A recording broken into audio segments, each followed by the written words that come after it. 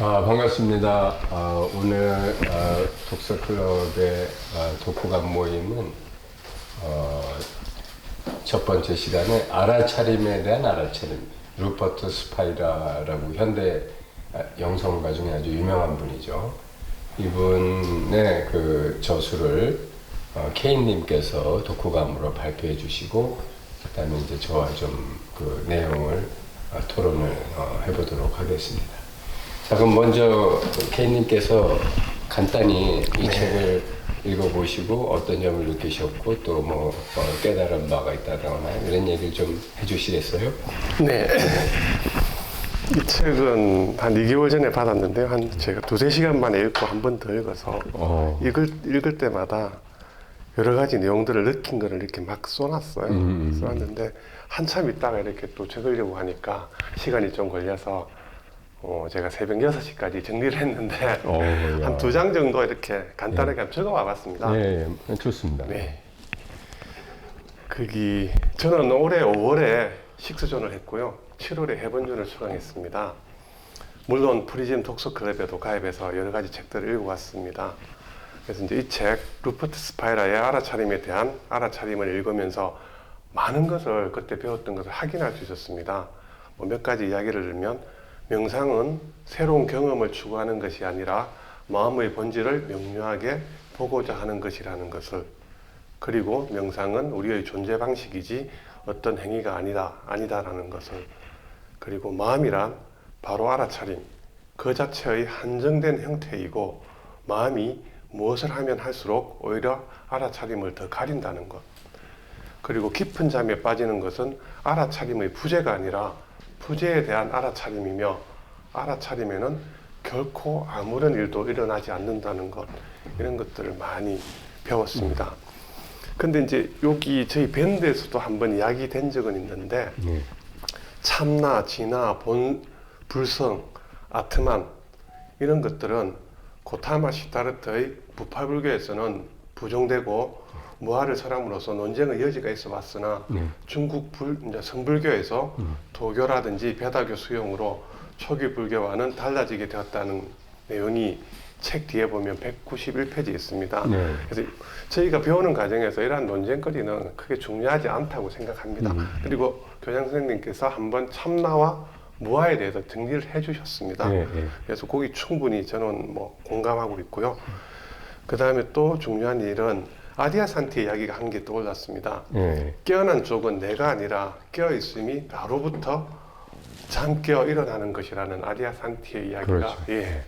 아주 깊이 와닿았습니다. 그리고 그 뒤에 제가 계속 읽었던 게 이제 자와 초월 심리학자의 창시자이자 이론가인 그 체코의 스타니슬라프 그로프 박사라는 그의 저서 시몬 탐구자의 길이라는 게 있습니다. 거기에 보면 세계의 모든 위대한 종교의 시작은 그들의 시조, 예언가, 성인들의 추상기 체험, 태어날 때의 체험과 자와 초월 체험이라고 말하고 있습니다. 그리고 우리는 죽기 전에 반드시 죽어야 한다고 이 책에도 되어 있는데요. 그분도 똑같은 이야기를 했습니다. 그로프 박사는 그의 저서에서 죽기 전에 죽기는 2가지 중요한 결과를 낳는다고 했습니다. 생물학적 죽음의 시기에 실제 죽는 경험에 영향을 미칠 뿐 아니라 죽음에 대한 두려움으로부터 해방시키고 죽음에 대한 태도를 변화시킨다고 합니다. 죽음에 대한 두려움을 없애는 것은 세상에서 개인이 존재하는 방식을 바꾸며 이런 이유로 죽음의 준비, 죽음의 수행과 깨달음을 가져오는 영적 수행 사이에는 근본적으로 차이가 없다고 합니다. 그로프 박사는 절대와의 일치를 경험할 때 우리의 존재가 궁극적으로 우주 창조 에너지의 모든 영역과 모든 존재에 상응한다는 것을 인식한다. 깊은 자기 탐색의 과정에서 얻을 수 있는 가장 중요한 발견은 우리 스스로가 신적인 특성과 우주 원천과의 동일시이다 라고 합니다. 그리고 또 신성은 분리된 것을 재결합하고자 제안하는 원리이지만 동시에 기존의 통합을 분리하고 분할한 원인이라고 합니다. 그래서 저희들이 수업받은 것들이 이론적으로 이렇게 다 연구가 되어 있더라고요. 그래서 저는 알아차림에 대한 알아차림과 그루프 박사의 시몬 탐구자의 길이라는 두 책 모두 똑같은 방향을 가리키고 있다고 말하고 싶습니다. 그것은 우리가 말하는 추구하는 그것은 그것이며 여기에 우리는 영적인 경험을 하는 인간이 아니라 인간의 경험을 하는 영적인 존재라는 것입니다. 그래서 이상 저의 체험담이나 읽었던 부분에 대해서 말씀을 드렸습니다. 감사합니다. 혹시 뭐 그러면서 이게 좀 궁금하다든가 뭐 이렇게 좀 풀리지 않는 어떤 모순이 있다든가 이런 건 없으셨어요? 특별히 없었는데요. 제가 간단히 이런 건 있었습니다. 거기 저희가 알아차림에 대한 알아차림의 명상에 대한 이야기를 처음으로 시작하지 않습니까? 네. 결국 그것을 말하지만 그래서 명상이나 요가, 윗바사나라든지 사티 뭐 이런 것들이 수행은 반드시 의식의 전환에 필요할까 그런 생각을 한번 가져봤습니다. 직지인심으로 해서 바로 그 자리, 지금 이 자리에 들어갈 수 있는 방법도 있는데 보통 잘 되진 않지만 저는 한번 체험을 하긴 했었는데 그런 명상이나 요가 또는 뭐 윗바사나 이런 것들이 수행은 의식의 전환에 반드시 필요한 것인가 그런 질문을 한번 드려보고 싶습니다. 우선 그거에 대해서만 간단히 얘기하고 그다음에 제 얘기를 한번 저도 이제 이 책을 읽으면서 좀 느낀 바랄까 뭐 그런 거 말씀을 드리자면 첫 번째는 왜 그 섬나라 때 청원유신 선사가 그 말을 한 적이 있잖아요. 깨달으면 3단계의 과정이 필요한데 처음엔 산은 산이요 물은 물이다 하다가 두 번째는 산이 산이 아니고 물이 물이 아니게 됐다가 나중엔 다시 산이 산이고 물은 물이다라고 됐더라. 누가 여기 대해서 한번 설명해봐라. 뭐 이제 이렇게 제자들한테 가르쳤다고 그래요. 그러니까 이제 산은 산이 아니고 물이 물이 아니게 되려면 이게 수행이 필요하거든요. 그러니까 그러니까 어떻게 보면 해결의 변증법적 철학에서 정반합에서 정에서 합으로 뛰어넘을 수가 없어요. 반을 한번 가야 돼. 그래야 다시 정과 반이 만나는 합으로 자기가 이렇게 깨어날 수가 있는 것처럼 처음부터 이렇게 그냥 확 그 자리에서 사실 360도 돌아와야 깨닫는 것인데 이게 180도만 가가지고 깨달은 것 같이 기분 좋아하는 이제 이런 게 뭐냐면 어떤 그 수행이라면 수행이죠. 그래서 사실 그 누구야 뭐 육조해능 같으신 분은 수행을 하신 분이 아니잖아요. 그냥 건강경 계속 한마디 듣고서 그 자리에서 360도 한 바퀴 휙 돌아서 깨달으신 분이거든. 근데 이제 그런 아주 최상근기 빼놓고 이제 우리 같은 좀 범부들은 사실은 좀 깨닫기 위한 기본 준비가 돼야 되는 것 같아요. 그 기본 준비가 제가 이제 11월 4일 날 여러분들한테 특강을 하려고 하는 몸 바깥으로 나오기라고 하는 특강을 하려고 하는데 그게 이제 깨어나기 위한 전제 조건, 마음의 준비, 어떤 체험 또는 의식의 전환 이런 것들이 전제되고 난 다음에 이제 이런 깨달음의 순간이 어떤 자극이나 계기가 오면 그 자리에서 이렇게 탁 이렇게 360도 전환이 되는 건데 그게 아직 안 된 사람 진짜 뭐 탐진치로 쩔어 있는 사람한테 아무리 그 자리에서 360도 돌면 바로 그거다 있는 그대로가 진짜 다 해봐야 그건 뭐 통하지 않는 얘기잖아요. 그러니까 저는 이론적으로는 수행이 필요 없는 게 맞는데 실제 현실적으로는 어느 정도의 자기 정화 과정이나 어떤 이렇게 집중 과정이 좀 필요하지 않나. 그걸 수행이라고 하면 수행이다. 그렇게 말할 수가 있고요. 그 중에 이제 대표적인 핵심 사항이 몇 가지 있는데 첫째가 자기를 몸이라고 여기는 거. 우리 다 아시다시피 자기는 의식이지 몸이 아니거든요. 여러분 밤에 잠잘 때 자기가 의식도 접혀지고 몸도 까맣게 잊어버렸는데 무슨 자기가 몸이야. 그 아침에 일어나도 의식 먼저 깨나지 몸부터 깨나나? 그렇죠. 의식이 돌아오고 난 다음에 몸을 인식하는 게 순차적이지 의식이 아직 안 돌아왔는데 몸부터 이게 각성될 수가 없잖아요. 그런데도 불구하고 우리는 자꾸 자기를 몸이라고 여기거든. 왜냐하면 이 3차원 물질 세상에서는 몸을 중심으로 살아가는 게 이 사회의 어떤 규범이니까. 그러니까 요게 우리가 이런 생각을 하시면 좋을 것 같아. 물리학에서도 거시 물리학하고 양자 물리학이 이렇게 나뉘어요. 거시 물리학은 뭐냐면 뉴턴이 발견한 만유인력의 법칙이라든가 무슨 뭐 무거운 질량이 속도를 그릴 때는 가속 에너지가 생겨갖고 무슨 그 속도를 줄이기 위해서는 또 다른 에너지가 필요하고 뭐 작은 놈은 큰 놈 부딪히면 작은 놈이 깨지게 돼 있고 뭐 이런 것들이 거시 물리학의 세상이고 우리가 이 세상에서 보는 이런 것들이죠. 이런 게 중력이 있기 때문에 떨어지는 거 아니겠어요? 중력 없는데 이게 왜 떨어지겠어요? 그런데 양자 물리학에서는 이런 게 다 뒤집혀져요. 중력도 없고 그리고 큰 놈하고 작은 놈 이런 개념도 없고 그리고 이 3차원 세계에서는 이해가 불가능한 무슨 동시성의 원칙이라든지 뭐 별별 법칙들이 다 있어요. 그러니까 그런데 그러면 우리가 살아가는데 양자 물리학이 무슨 도움이 되겠습니까? 하지만 사실은 여러분 지금 뭐 핸드폰이라든지 이런 거 다 양자 물리학의 원리를 쓰는 거고 또 AI 뭐 또 양자 컴퓨터 전부 다 양자 물리학의 법칙대로 우리가 지금 그 원리를 이용해서 살고 있는 거거든요.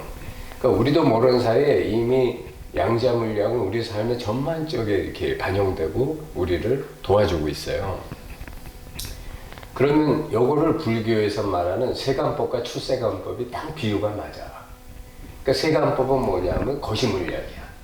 세간법에서는 우리는 열심히 일해야 되고 돈 벌어야 되고 돈 벌어서 밥 먹지 않으면 굶어 죽어요. 배고픈데 어떡하겠어, 돈 없는데. 나 돈을 깨달았으니 뭐 다 해결돼. 안 되잖아요.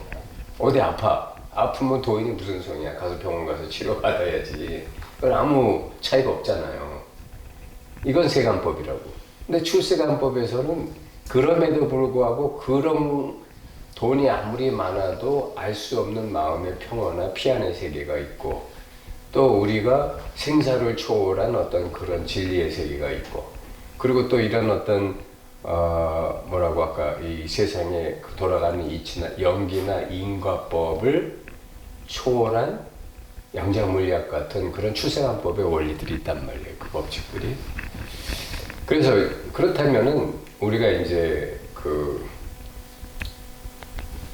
결국은 세간법의 세계에서 살다가 연기법과 인과법의 세계에서 살다가 그것만이 전부가 아니구나 라고 하면서 이제 이렇게 출세간법에 눈뜨기 시작하는 요 과정이 그게 이제 뭐 수행이라면 수행이고 집중이라면 집중이고 명상이라면 명상이고 뭐 참선이라면 참선인데 그렇게 하는 과정의 첫 번째가 이제 몸이 내가 아니다.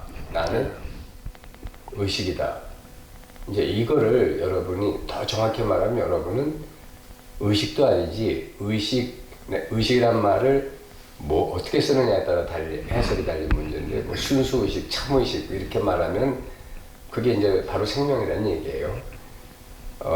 그렇게 말하면 가능할지 몰라도 이제 여러분 의식이다 또 의식 활동 안 할 때는 어떻게 되느냐 또 이런 반론이 제기될 수 있으니까 그래서 우리가 의식이란 말에도 이게 육식 활동하고 혼동해서 쓸 때도 있고 아니면 육식 활동을 하기 전에 완전한 순수의식 그 상태 있음 그 자체를 말할 때도 있고 그래서 이제 말에 이렇게 떨어지면 안 돼요. 여하튼 이런 상황에서 보면 우리가 이미 사실은 우리는 이미 몸 밖에 있지 몸 밖에 있는 의식이지 몸 안에 있는 의식이 아니라는 거예요. 왜냐하면 여러분이 잘 봐봐요. 자기가 자기 몸을 의식하지 않고 뭔가에 집중하고 있을 때 그때도 여러분들은 의식으로서 있지 몸은 아무 상관이 없어요. 그리고 또 유체이탈 같은 거 한다 그러면 여러분은 이미 몸하고 상관없어요. 그죠?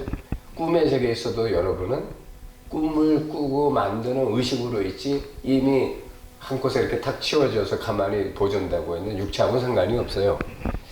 근데 그럼에도 불구하고 이제 이렇게 자기를 자꾸 몸이라고 하는 이런 세간의 그 습관이 자꾸 작동해가지고 거기서 빚어지는 여러 가지 장애를 벗어나지 못하는 이게 이제 그런 걸 넘어서야 되기 때문에 그 과정이 좀 집중이나 수행이 필요하다 이렇게 말할 수가 있고 두 번째는 이제 시공간감. 네. 시공간감이 왜 생기냐면 나는 몸이다라고 하는 감이 있기 때문에 시공간감도 상대적으로 생겨요. 내가 여기 있으니까 너도 있는 거지. 내가 만약에 내가 나를 잊어버린 완전히 그 멍 때리는 상태에 있다 그러면 사실 그땐 너도 없고 나도 없고 그냥 어떤 이미지들만 있는 거예요. 그렇죠. 그래서 이렇게 그 시공간감이라는 것도 사실은 내가 이 한 개체 현상인 이 몸을 나라고 여길 때 상대적으로 생겨나는 거고 요 피부를 기준으로 해서 요 바깥은 공간이고 요 안은 내 육체고 뭐 이런 식으로 이제 분별을 자꾸 하는 거죠. 근데 사실은 여러분이 그런 분별하기 전에 순수한 이 생명의식 그 자체로 있을 때는 이게 시공간감 자체가 없어요. 그러니까 깐난에게 대한 시공간감이 없다고요. 그러잖아요. 그렇습니다. 네. 그러니까 이게 자기가 자기 몸을 의식하면서 생겨나는 그런 어떤 하나의 분별일 수가 있고요. 그 외에도 또 이제 뭐 자기가 일으키는 분별 때문에 이 세상이 순간적으로 이렇게 나타나고 창조되는 거거든요. 그래서 이게 이제 참 묘한 그 세계인데 사실은 이제 모든 사람은 자기 의식이 펼쳐 보이는 자기만의 우주 속의 주인공으로서 있어요. 그러니까 나는 절대로 그 케인님의 그 우주 속으로 들어갈 수가 없어. 그렇잖아. 다만 우리는 상대방에 대해서 생각하고 느낌으로써 그래서 이제 이렇게 그럴 것이다 하고 생각하고 추측하는 거지. 사실은 나는 내 우주 속에 있고 너는 네 우주 속에 있는 거예요. 그런데 이게 묘하게 서로 중첩돼 있어. 무슨 말이냐면 우리가 한밤에 마당에서 누가 시계를 잊어버렸어. 그러니까 다들 후라시 들고 나와서 한 곳을 비춰봐. 그러면 그 비춰진 곳이 아주 환해지고 여러 후라시들이 이렇게 쫙 비춰져 갖고 하나로 모이죠. 네. 마치 이 세상은 이와 같은 거예요. 여러분의 의식이라는 후레쉬들이 지금 여기에 다 집중되어 있기 때문에 이게 마치 객관적 시공간처럼 여러분들은 인식하지만 사실은 자기 마음들이 중첩되어 있는 거예요. 그래서 여기 똑같은 한 사람이 있어도 이 사람에 대해서 이 사람이 보는 생각과 감각이 다 다른 거예요. 이 사람은 굉장히 좋아하고 저 사람은 좀 미워하고 이 사람은 무관심하고 그래서 그 사람의 세계에서 보이는 그 세상이 약간씩 달라. 어떤 사람은 이태원 좋아하고 어떤 사람은 이태원을 싫어해요. 어떤 사람은 경복궁 가는 거 좋아하고 어떤 사람은 거기 가서 심심해서 뭐 그러니까 똑같은 장소라고 생각하는데 사실은 아닌 거예요. 그죠? 그러니까 우리는 다 자기 마음을 사는 거예요. 근데 이 마음이 뭐냐면 자기 분별 세계거든. 그래서 이 세상은 내가 분별한 정보의 환영이 나타난 세상이에요, 사실은. 그러니까 여기서 벗어나오기가 참으로 힘들어요. 그런데 이것도 벗어나올 준비가 돼야 깨달음이 찾아올 수가 있지. 그 벗어나올 준비가 안 되고 그냥 순간적으로 분별이 자꾸 일어나는 사람한테 아무리 깨달음 얘기해보고 무슨 뭐 박수를 치고 뭐 손가락을 들고 해봐야 그건 아무 소용이 없단 말이죠. 순간적으로 자꾸 분별이 떨어지니까. 그래서 그런 면에서 그러한 계기가 올 때까지 그 수행이랄까 집중이 필요하다면 필요한 건데 이게 결국은 어떤 사람은 필요 없고 어떤 사람은 필요한 거잖아요. 그럼 이게 절대적으로 필요한 거라고 말할 수가 있어요, 없어요? 없습니다. 없죠. 그러니까 그 수행을 할 필요가 없다는 말도 나오는 거예요. 근데 그 말이 우리가 말에 떨어지면 안 된다는 게 없다 하면 또 없다에 떨어지고 있다 하면 있다에 떨어지니까 우리는 자기 생각이나 사고 분별로부터 자유스럽지 못한 거예요. 무슨 말인지 알겠죠? 네네. 예. 그래서 이제 그거를 이따 두 번째 시간에 하는 트랜스옵션에서도 펜듈럼이라는 게 있는데 우리가 생각에 펜듈럼에 빠져 있어요. 이거 아니면 저거라는 흑백 논리. 거기서 자유스럽지 못하는 거예요. 자, 그건 이제 답변이 되셨으면. 네, 충분히 됐습니다. 이제 이 불교에 보면 유심론에 사분론이라는 게 있어요. 사분론이라는 게 뭐냐, 네 가지로 이 세상을 나눈 거예요. 이게 조금 어려운 얘기인데, 첫째 상분, 두 번째 견분, 세 번째 자전분, 네 번째 증자증분. 이게 무슨 말이냐면 상분이라는 건 대상, 모양상자, 대상. 이 세상은 네 가지로 나눌 수가 있는데, 그러니까 나눌 분자를 썼죠. 첫 번째가 모양이 있다. 두 번째 그걸 보는 놈이 있다. 세 번째는 내가 저걸 본다 하고 알아차리는 놈이 있다. 다시 말하면 주체, 객체, 행위가 있다는 얘기예요. 그렇죠. 그런데 이건 일반인들 생각하고 똑같은 거예요. 분별하고. 근데 여기에 불교의 깨달음은 증자증분이라는 걸 만들어내요. 증자증분은 뭐냐면 내가 이것을 보고 있다라는 놈을 알고 있다라는 거예요. 이걸 알아차리고 있는 걸 알아차린다는 거예요. 여기서부터 이제 깨달음이 시작되는 거죠. 뭘 알아차리는가? 첫 번째는 이런 게 다 생각이라는 걸 알아차리는 거예요. 여러분 잘 생각해봐요. 주체, 행위, 대상 다 생각 아니에요? 그리고 두 번째는 이것을 나눌 수 없다는 걸 알아차리는 거예요. 이렇게 하면 여러분은 지금 이 순간 내가 저 사람이 볼펜 드는 것을 봤다라는 생각을 합니까? 아니면 즉각 알아차립니까? 즉각 알아차려. 여기 무슨 생각이 없어. 그 생각 속에, 아니 그 암 속에, 알아차림 속에 내가라든지 볼펜이라든지 저 교장이 뭘 손을 어떻게 했다든지 이런 생각이 일체 없어. 그냥 하나로 돼 있는 거야. 그냥 지금 하나로 알고 있잖아요. 그죠? 이 알미 먼저예요. 그 다음에 생각이 따라오는 거야. 내가 교장이 볼펜 내는 것을 봤다. 저게 무슨 뜻일까? 이런 생각이 그 다음부터 막 따라 올라오는 거야. 그러니까 진리는 그냥 이건 거야. 그러니까 이게 실상계, 즉의 세계라고 그래요. 그래서 왜 성가에서 보면 즉여한 답을 해라 이런 말 하잖아요. 즉여한. 이게 즉여한 답이야. 생각이 끊어진 자리. 자, 그러니까 이게 이제 증자증분이 알아차리면 다시 알아차리는 거예요. 말로 하니까 그렇다는 거예요. 그랬더니 이제 또 그 생각을 좋아하는 그 외도들이 이거를 그 유식론이 이제 뭐 용수보살, 이제 세친보살 이런 사람들에 의해서 이렇게 만들어졌는데 거기에 대해서 또 질문해요. 야, 그러면 그 증자증분을 또 다시 알아차린 증자증분이 있어야 될 거 아니냐 이런 질문을 해요. 그거 자기 모순 아니냐. 근데 여러분 그거는 자기 생각에 빠진 거죠. 아직도 생각을 못 벗어나는 거예요. 왜냐하면 여러분이 이거 하는데 아무 생각이 없잖아요.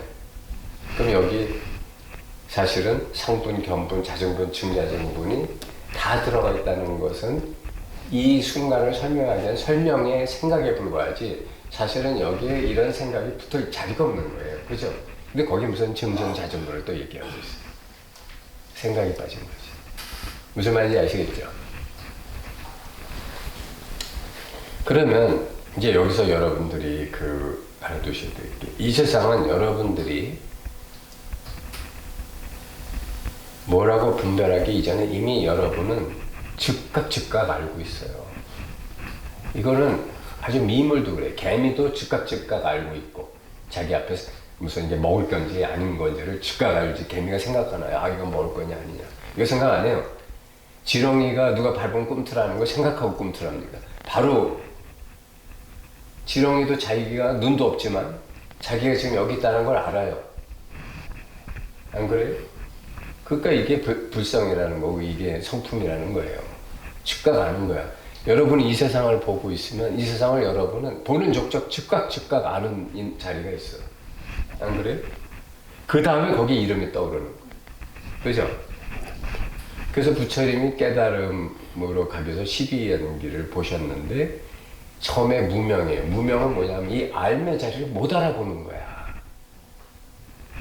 그러니까 어떻게 해야 돼? 무명, 행식 해가지고 일단 행동하고 보는 거야. 뭔가가 움직이는 거야. 분별이 움직이기 시작하겠죠. 그러면 뭐야? 식. 이게 뭐 이제 육식작용이 시작되는 거예요. 그래갖고 명색, 이름이나 모습에 저게 분리돼서 나타나기 시작하는 거예요. 이게 사실은 여러분, 이게 사실은 전부 이 순간에는 이 전체 여러분이 이거를 나눌 수가 없어요. 보는 자, 보는 행위, 보는 대상을 나눌 수 있습니까? 나눌 수 없죠. 그냥 한 덩어리로 이렇게 살아 움직이는 거예요. 근데 이거를 중생은 명색을 나눠요. 내가 이거를 본다. 그러니까 벌써 이게 무명 때문에 이제 벌써 이만치 온 거예요. 그러면 그 명색은 또 무엇에 근거했냐? 육촉에. 육입, 육촉 이렇게 나와요. 육입 뭐야? 안이비설신. 그러니까 봤다. 또는 누가 와서 이렇게 문지르면 느꼈다. 또는 무슨 냄새를 맡았다. 뭐 들었다. 뭐 이런 것들에 의해 가지고 이제 그거에 대해서 분별이 막 시작되는 거예요. 그래서 우리가 무명이라고 하는 게 뭐냐면 모든 것은 이 자리, 이 제일 원인이라고 그래요. 이 세상과 여러분이 나타나는 창조의 자리가 바로 이 자리예요. 이 자리라고. 여러분이 자기를 항상 나는 있다고 댕겨요? 아니면 가끔 자기 몸을 인식하고 가끔 나는 하는 생각을 하면서 나를 인식해요? 가끔 하거든. 그럼 가끔 그렇게 하기 전에 자기는 뭐야? 아무것도 아니에요. 자기는 뭐라고 규정할 수 있어? 없죠.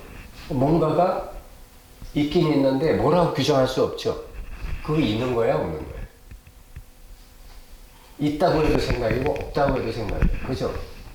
부처님이 하시는 자리가 바로 이 얘기예요. 이건 있다 없다 하기 이전에 이 자리다. 여러분은 그럼 그게 있는 거예요, 없는 거예요? 자꾸 분별할 거예요. 바로 그걸 좀 쉬면 바로 이 자리하고 하나가 되면 되는 거예요. 이건 비삼차원적인 자리야. 자꾸 삼차원적 사고로 분별하니까 모르는 거예요. 그 생각을 쉬면 어떻게 돼? 그냥 이게 나야 뭔지 몰라. 3차원적으로는 이걸 잡을 수도 없고 설명할 수도 없어. 근데 그냥 나잖아. 오늘 아침에 제가 부처의 침묵이라는 글을 사이트에 올려놓고 왔는데 나는 이 자리를 설명하려고 거기서 막 정말 심혈을 기울여서 글을 썼는데 과연 그거를 보고 그 자리를 알아차릴 분이 있는지 없는지 나는 모르겠어요. 근데 여하튼 알기 쉽게 설명하면 그냥 이거예요. 여러분이 나는 있다 없다라고 나라는 생각하기 전에 여러분은 무슨 모습이야. 이걸 왜 모르냐면 생각이나 느낌으로 자꾸 찾기 때문에 모르는 거예요. 그 생각이나 느낌을 제발 좀 내려놔봐. 그럼 이미 그거잖아. 그렇죠? 이 자리는 이미 명백하게 있는데 자기 분별 때문에 그걸 자꾸 가리는 거예요. 푸른 하늘 보라니까 구름만 보고 있는 거야. 왜? 생각이나 느낌이 구름이잖아요. 그거를 일으켜가지고 자꾸 그거 가지고 하늘 잡겠다고 하는 거예요. 그러니까 그것만 쉬면 되는데 그거를 못 쉬는 거예요. 알려고 드는 습관 때문에. 그래서 이 자리는 아는 것도 아니고 모르는 것도 아니다. 말로 이러니까 너무 답답하고 괴롭죠. 그죠? 근데 답답하고 그 괴로운 놈이 누구냐? 그게 자기 애고거든. 그게 자기 식수준이에요. 아니? 그 식수준 내가 아니라고 했는데도 불구하고 그래도 하면서 또 식수준을 붙들고 있는 거예요.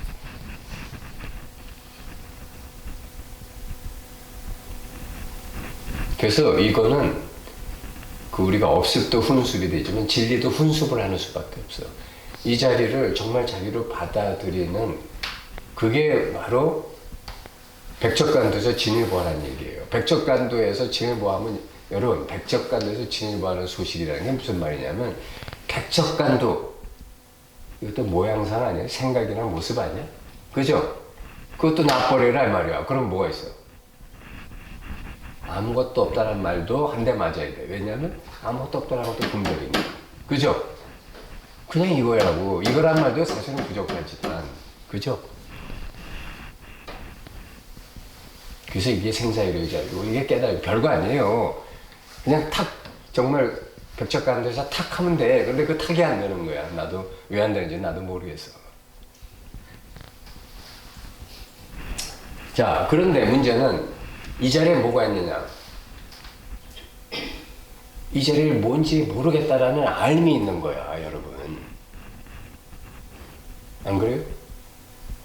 여러분은 이 주먹 안에 뭐가 있습니까? 하면 여러분 모를 거예요. 그죠? 그죠? 모른다는 건 알잖아. 나는 내가 이걸 모른다는 건 알잖아. 그죠?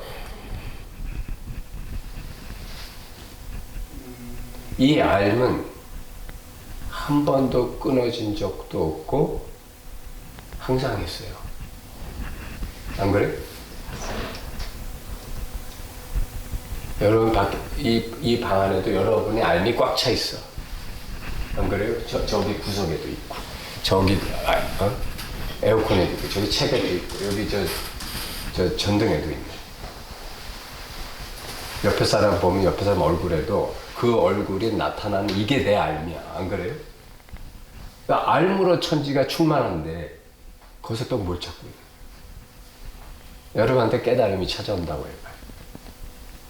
그럼 뭐로 그 깨달음을 알아보겠어요? 자기 알미 먼저 있어요. 아, 이게 깨달음이구나 하지. 아무도 없는데 깨달을 수 있나? 그죠? 하나님 부처님이 여러분을 구원하려고 예수님이 오신다고 해봐. 아, 그럼 저게 예수님이구나 하고 알아보는 놈이 먼저지 예수님이 먼저예요? 안 그래요? 모든 우주와 진리의 제일 원인은 뭐냐면 바로 이 자리란 말이에요. 그래서 우주가 빅뱅하기 전에 뭐가 있었나? 이게 서문답이 본래 면목을 묻는 그 얘기야. 근데 이걸 현대과학은 뭐 추측만 하지 말을 못해. 왜? 깨달은 과학자는 없으니까.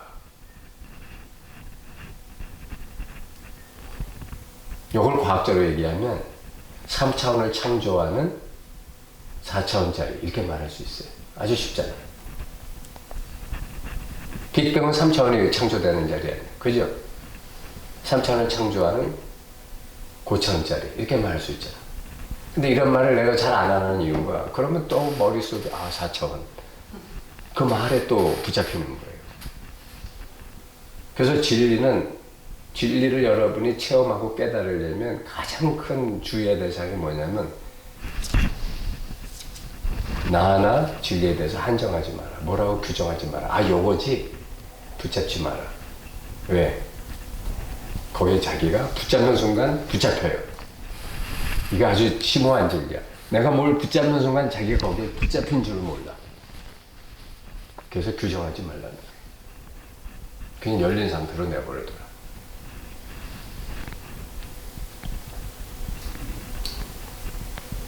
자, 우리는 그러니까 이 열린 자리는 이미 자유해요. 무한한 자유가 여기 있어. 안 그래요? 근데 우리는 이 자유를 감당을 못해. 이게 문제야. 여러분은 이 너무나 장대하고 이 무한하고 전지전능한 이 자리를 감당을 못하기 때문에 여러분은 그것에서 도피하는 거예요. 그래갖고 여러분 감옥으로 들어가길 원해. 감옥이 뭐냐? 아, 그래도 뭔가 구체적으로 이렇게 좀 이렇게 만들어줘야죠. 그래야 내가 그 감옥 아니에요? 그죠? 뭔가를 체험하고 붙잡길 원해. 그 체험이 만약에 삼박하고 그냥 황홀했다고 쳐봐. 그럼 여러분부터 여러분들은 그거를 재생시키려고 무진 노력을 할 거야. 제가 옛날에 그 무슨 마음 수련 뭐 거기에 공부할 때 우주 체험을 하고 그다음 또 우주 체험을 하려고 무진 노력을 하는 거야. 이게 얼로 같지 하고 또 죽이고 버리고. 그런데 그런 건 가짜 우주예요. 지가 만든 그러니까 깨어나지 못해서 그런 짓을 하는 거예요. 자기가 만든 생각이나 감정을 가지고 자기가 황홀한 체험하고 나서는 그것만 쫓아다니는 거예요. 자기가 그걸 만드는 더 위대한 존재라는 걸 까먹었어. 아시겠죠? 네. 자, 그래서 이 알아차림의 알아차림은 여러분이 요 말에 이제 제가 그 드리고 싶은 그 말이 앞에 알아차림은 여러분들이 이걸 즉각적으로 알는 말이에요. 그러니까 이 앞에 알아차림은 뭔가 생각이나 느낌으로 규정하는 그 여지가 좀 꼬리가 붙어 있어. 생각이나 느낌, 뭐 이런 것이 꼬리가 붙어 있단 말이야. 근데 뒤에 알아차림은, 이 알아차림, 다시 알아차리는 건 그냥 그 즉으로 끝나는 거야. 번쩍하고 끝나는 거야. 여기는 뭐, 턱만큼만 차이도 없어. 그냥 이거야. 이게 생명 없이 될까? 이게 그냥 생명이지. 이게 그냥 법신이고. 그렇죠? 그래서 뒤에 알아차림은 앞에 알아차림하고 사실은 똑같은 거지만 이제 내가 방법을 써서 여러분을 더 밝게 깨어나기 위해서 이런 편법을 쓰는 거예요.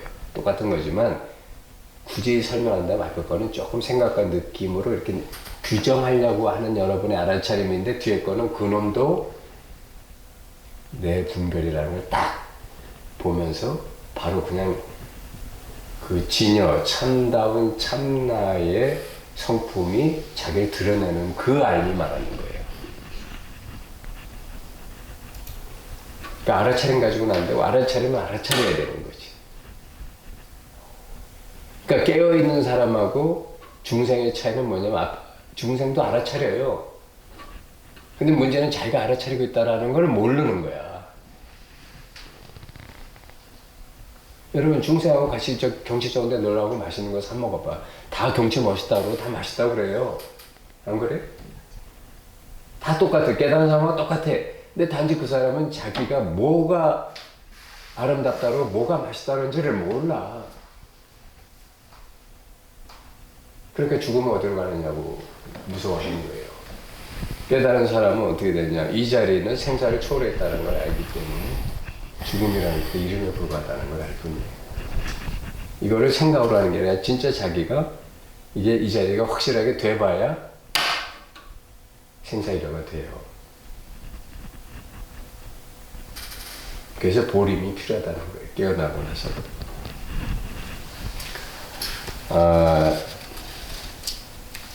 그래서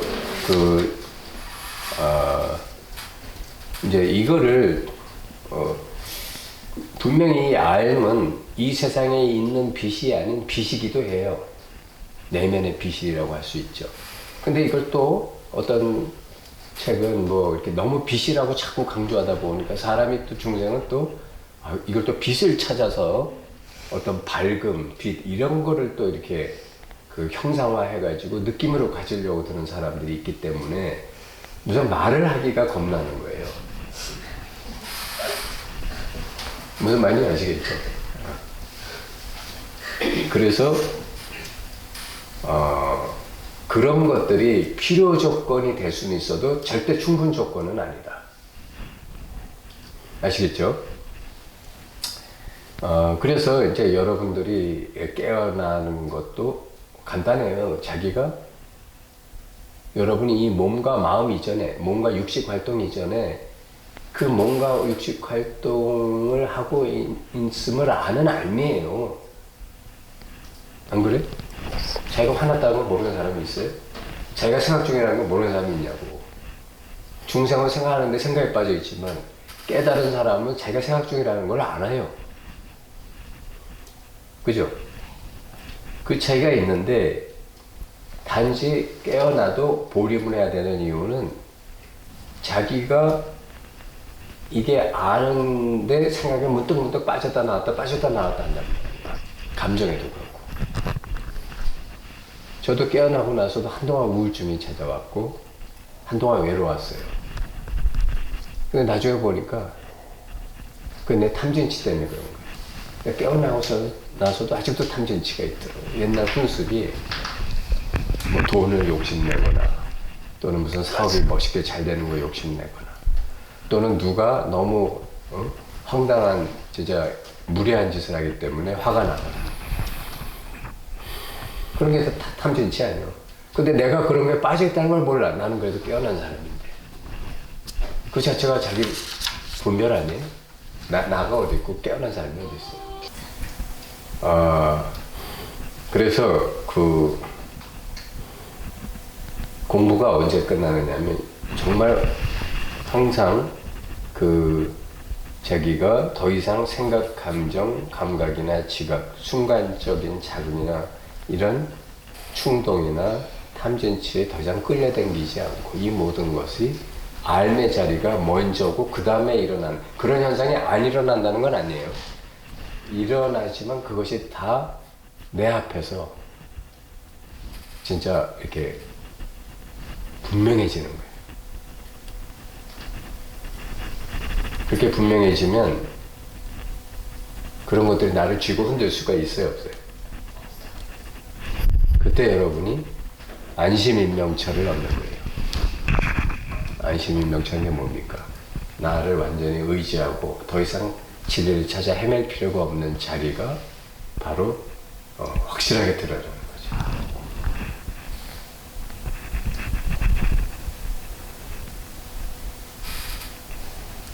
자, 혹시 질문이 있나요?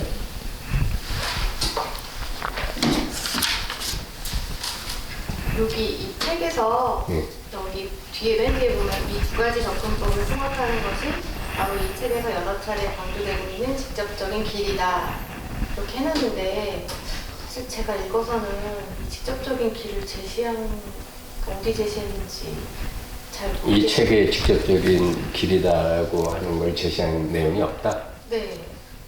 이 책 자체가 길이죠. 그러니까 무슨 말이냐면 알아차림을 알아차린 것이 길이라는 거예요.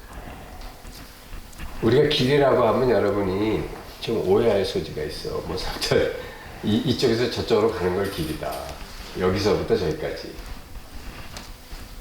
근데 이 자리에는 길이 없어요. 왜냐하면 바로 여기가 종착역이기 때문에. 여기 자체가 이미 종착역이에요. 그러니까 길이 있을 필요도 없고 이유도 없어요. 그런데 모르니까 가상의 길을 만든 거야. 그렇죠? 가상의 길을 만드는데 어디로 와요? 제자리로 돌아오는 거지. 그래서 그 길을 가는 지팡이, 길에 가면 왜 길에 뭐 화살표가 계속 있잖아요. 목표까지 몇 킬로 남았다. 그 화살표가 뭐냐면 바로 알미예요. 알아차리면 알아차리는 거예요. 모든 화살표는 다 뭐예요? 너한테 알게 해주고 있어요. 목표까지 얼마가 남았다는 걸 알게 해주고 있어요. 그죠? 그런데 이 알아차림은 여기가 거기라는 걸 항상 알게 해주고 있어요. 여기가 거기. 근데 자기가 자꾸 분별하는 거예요. 그래도 나는 아직 부족하니까. 그럼 자꾸 더 가야지 뭐 어떻게. 여러분이 매 순간 깨어있다는 것은 매 순간 자기가 깨어있으려고 노력하는 거라고 생각하면 여러분들 아직 못 깨달은 거야. 이 자리는 이미 항상 알미야. 항상 깨어있다고. 내가 깨어있는 게 아니고 이 자리가 깨어있기 때문에 나란 현상이 그 안에서 살고 있는 거예요. 이 몸과 마음이, 육식활동. 응? 그러니까 몸과 육식활동이 깨어있으려고 하지 마라. 그냥 이 깨어있는 이 자리가 나를 살고 있구나를 받아들이면 돼. 그럼 항상 깨어있는데 무슨 더 깨어있으려고 그래. 항상 깨어있는 이것을 정견하고 각성하는 것이 보림이에요. 번뇌가 분별심이 이걸 또 찾고 있는 이걸 좀 쉬는 게 그게 보림이에요. 그리고 믿어요. 자기가 이미 이걸 알고 있고 제발 좀 믿어. 안 믿으니까 자꾸 지가 찾아요. 누가 찾으려고 애요 보고. 그래서 대승기신론의 대승의 진리는 큰 믿음으로부터 일어난다고 그러잖아요. 자기가 이미 진리인데 왜 안 믿어? 그저 기독교도 봐요. 하나님 좀 제발 좀 믿어라. 너희 걱정 문신은 그 벌판에 백합도 저렇게 하나님 알아서 다 길쌈을 하시는데 하물며 너희들이야 이런 말씀을 하시잖아요. 근데 안 믿잖아. 나는 계속 기도하잖아. 뭐 어떻게 주시고 뭘 어떻게 주시고. 그렇죠. 그러니까 턱 내려놓고 다 내어 맡기고 자기 할 일만 하세요. 내어 맡기니까 또 그 말에 빠져갖고 아무것도 안 한다. 오늘부터 나는 그냥 백수다. 이러시면 안 되고. 네. 아시겠죠? 네, 저는 이게 여기 저자가 이 뒤에 이렇게 써놔가지고 네. 내 밖에 나의 선생님 쓰신 책처럼 책에 보면은 식스존에 대해서도 설명하시고 거기서도 내 분별에 대해서 이렇게 내가 상대방을 분별하는 게 아니라 내가 갖고 있는 내 분별을 보는 것뿐이다 이렇게 순차적으로 그렇죠. 하는 게 있잖아요. 네네. 그런 게 여기에 이 책에도 있을 줄 알고 봤는데 없어서 그걸 질문한 것 같습니다. 그런 것들 아무리 두 번, 세 번 봐도 없는 것 같은데 이 책은 네. 그런 분별도 내가 알아차리면 분별이 끝나잖아요. 네네네. 그 알아차리는 게 뭐예요? 알미거든. 네. 알아차리는 게 내가 알아차리는 거죠. 그 얘기를 하는 거예요. 그냥 안내하기 위해서 그렇죠. 써놓은 거신 예, 거네요. 예. 자, 이상으로 끝내고 10분 쉰 다음에 이어서 하겠습니다. 아유, 감사합니다. 아유, 감사합니다. 발표를 너무 기회를 주셔가지고 잘한 것 같습니다. 정말 많이 배웠습니다. 예, 감사합니다. 네, 안녕하세요. 두 번째 시간 바딘 젤란드 선생의 트랜서핑의 비밀에 대해서 우리 조슈아님께서 네.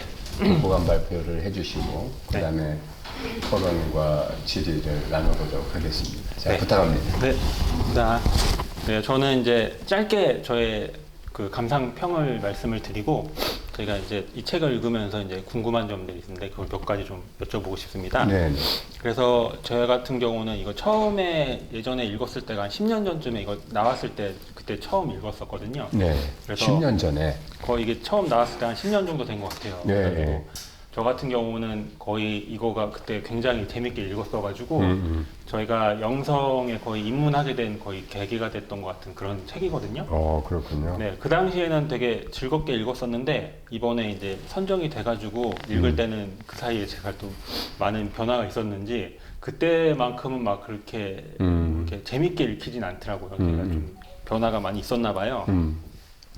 그래가지고 이제 궁금한 점이 이제 이 책을 읽으면서 그 전에는 이제 만약에 여기 책 내용 중에 이제 현실 지배자가 된다 뭐 이런 내용이 있으면 네. 그 전에는 막 설레했었죠. 내가 기대감에 부풀어가지고 내가 내 현실이 이제 막 자지우지할 수 있겠구나 뭐 이런 현실 창조 이런 데에 좀 초점이 맞춰지다 보니까 근데 이제 현대선을 이제 공부를 하고 근데 이 자리에 대해서 이제 조금씩 증득을 해가다 보니까 그런 것들이 이제 마냥 편하지는 않더라고요. 왜요? 왜 안 편해? 그러니까 이제 내가 뭔가 현실에 지배하고 싶은 뭔가를 추구하나 막 이런 의구심이 많이 들면서 또 추구하면 어때? 아 그런가요? 네.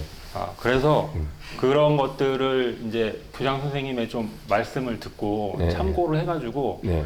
이거를 책을 좀 다시 읽어보면은 훨씬 이제 수월하게 읽히겠다. 예. 그래서 이제 궁금한 점이 있는데 이 책의 발표도 안 하고 궁금한 점부터.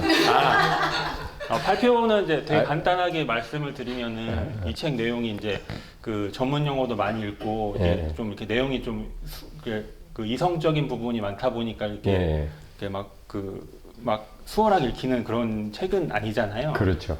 그래서 그 한마디로 이 책이 그 교장 선생님께서 말씀하신 나는 내가 나라고 여기는 것이 나다 그걸로 귀결되는 그런 책 내용인 것 같아요. 그래서 그렇죠. 이제 이게 또 이제 질문으로 연결이 되는데 이 책을 이제 하시게 된 배경 이런 게 궁금해가지고 그 교장 선생님께서는 그때 해븐존 때인가 그때 이제 트랜서핑이 곧 해탈이다 이런 말씀을 하신 적이 있고요. 그리고 이제 최근에 그 교장 선생님께서 올리신 글 중에서 현대에서는 죽은 만큼 진리를 되살려내는 동시적 방법이 필요하다. 네. 뭐 그런 내용도 있었었고, 네. 그래서 제 생각으로는 공즉시색과 색즉시공을 좀 어디 한 군데 치우치지 않고 어떤 그런 공부 방향을 좀 새롭게 제시하고 싶으셔가지고 이 책을 좀 선정하신 게 아닌가 그런 면도 있죠. 없지 않아 있습니다. 예, 그래서 그 부분을 좀 책 선정 배경 관련해가지고 이 트랜서핑의 비밀을 선정하신 배경이 어떻게 되시나 궁금합니다. 사실은 나는 여러분들 이제 내가 왜 현대선이라는 말을 좋아하는지 그 얘기부터 할게요. 제가 이 마음 공부를 시작한 건 뭐 몇십 년이 됐는데 그동안 보고 듣고 느낀 것 중에 하나가 마음 공부를 하면 사람들이 현실에서 더 행복해지고 더 진짜 이렇게 잘 살고 평화스럽고 또 그 옛날에 비해서 여러모로 물질적이든 뭐 정신적이든 다 좋아져야 될 거 아니에요. 근데 내가 보면 그렇지 않은 사람이 훨씬 더 많더라고. 그러니까 무슨 말이냐면 일단 현실에서 좀 이렇게 뭐 너무 내어막혀서 그런지 멀어져. 그래갖고 좀 사람이 무능해져. 그리고 마치 무슨 자기 모든 걸 다 초월한 것인 양 이렇게 도사복 같은 거, 계량한복 같은 거 이렇게 딱 입고, 그리고 아무것도 안 해. 그리고 맨날 도 얘기만 해. 자기들끼리 모여서 중림치련이야. 근데 실질적으로는 할 줄 아는 게 아무것도 없어. 무능해. 노래 하나도 제대로 못해. 노래방 데리고 와서 노래 시키면 노래도 하나 제대로 못해. 그러니까 한마디로 사람이 재미도 없고 입으로 도 얘기만 이건 엄청 잘해. 그래서 네가 할 줄 아는 게 뭐야 하면 없어.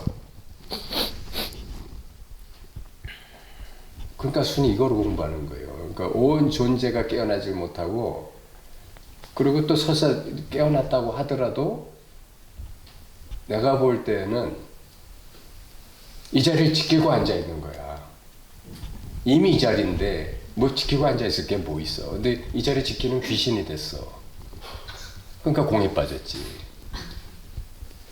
그러니까 제가 그게 참 답답한 거예요.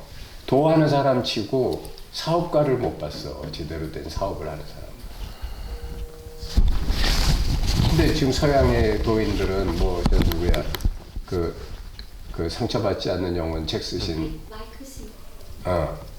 예, 그런 마이클 싱어 같은 사람은 그 매출액이 몇 조가 되는 회사의 회장이에요. 그런데 오전에는 회사라고 오후에는 마음공부 특강 생겨. 그래서 다른 사람이 그런데요. 아이 그 지금 저렇게 큰 회사를 경영하시는 분이 그 회사 그거를 더 열심히 하시면 저런 뭐 자회사도 몇 개 더 생겨 돈도 더 많이 벌 텐데 왜 오후 시간에 이런 데 쓰십니까? 이 양반 한다 소리. 내가 그 돈 벌어서 이거 하려고 한 건데 뭐 더 벌어서 어쩌자고. 딱 좋구만. 그런다는 거야. 자, 어쨌든 그래서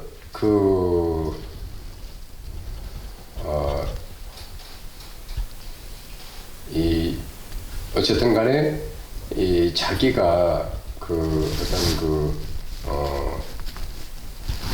블랙홀만 될 게 아니라 화이트홀도 될 줄 알아야지. 이거는 뭐 이렇게 뭐 모든 게 공하다 뭐 어쩌다 해가지고 자꾸 공 얘기만 하고 앉아 있고 이러면 나는 그렇다고 해서 본인이 못 깨달았다는 얘기는 아니에요.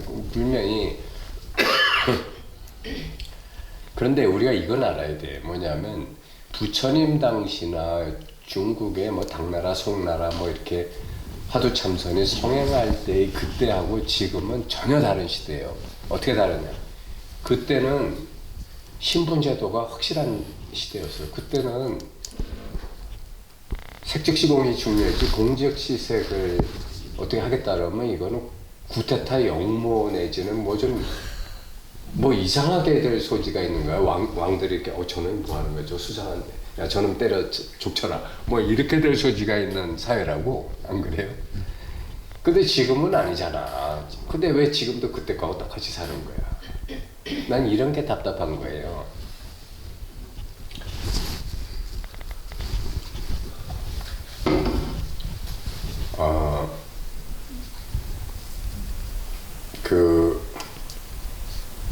그러니까 지금도 깨달은 도인 내지 선생님이라는 분들이 대부분이 다 똑같은 진짜 이거 강의해갖고 밥 벌어 먹고 살지 자기가 딴 직업 가지고 하면서 이거는 그냥 진짜 취미나 사회에 대한 기여 봉사 자기의 즐거움으로 하는 사람은 난 거의 못 봤어.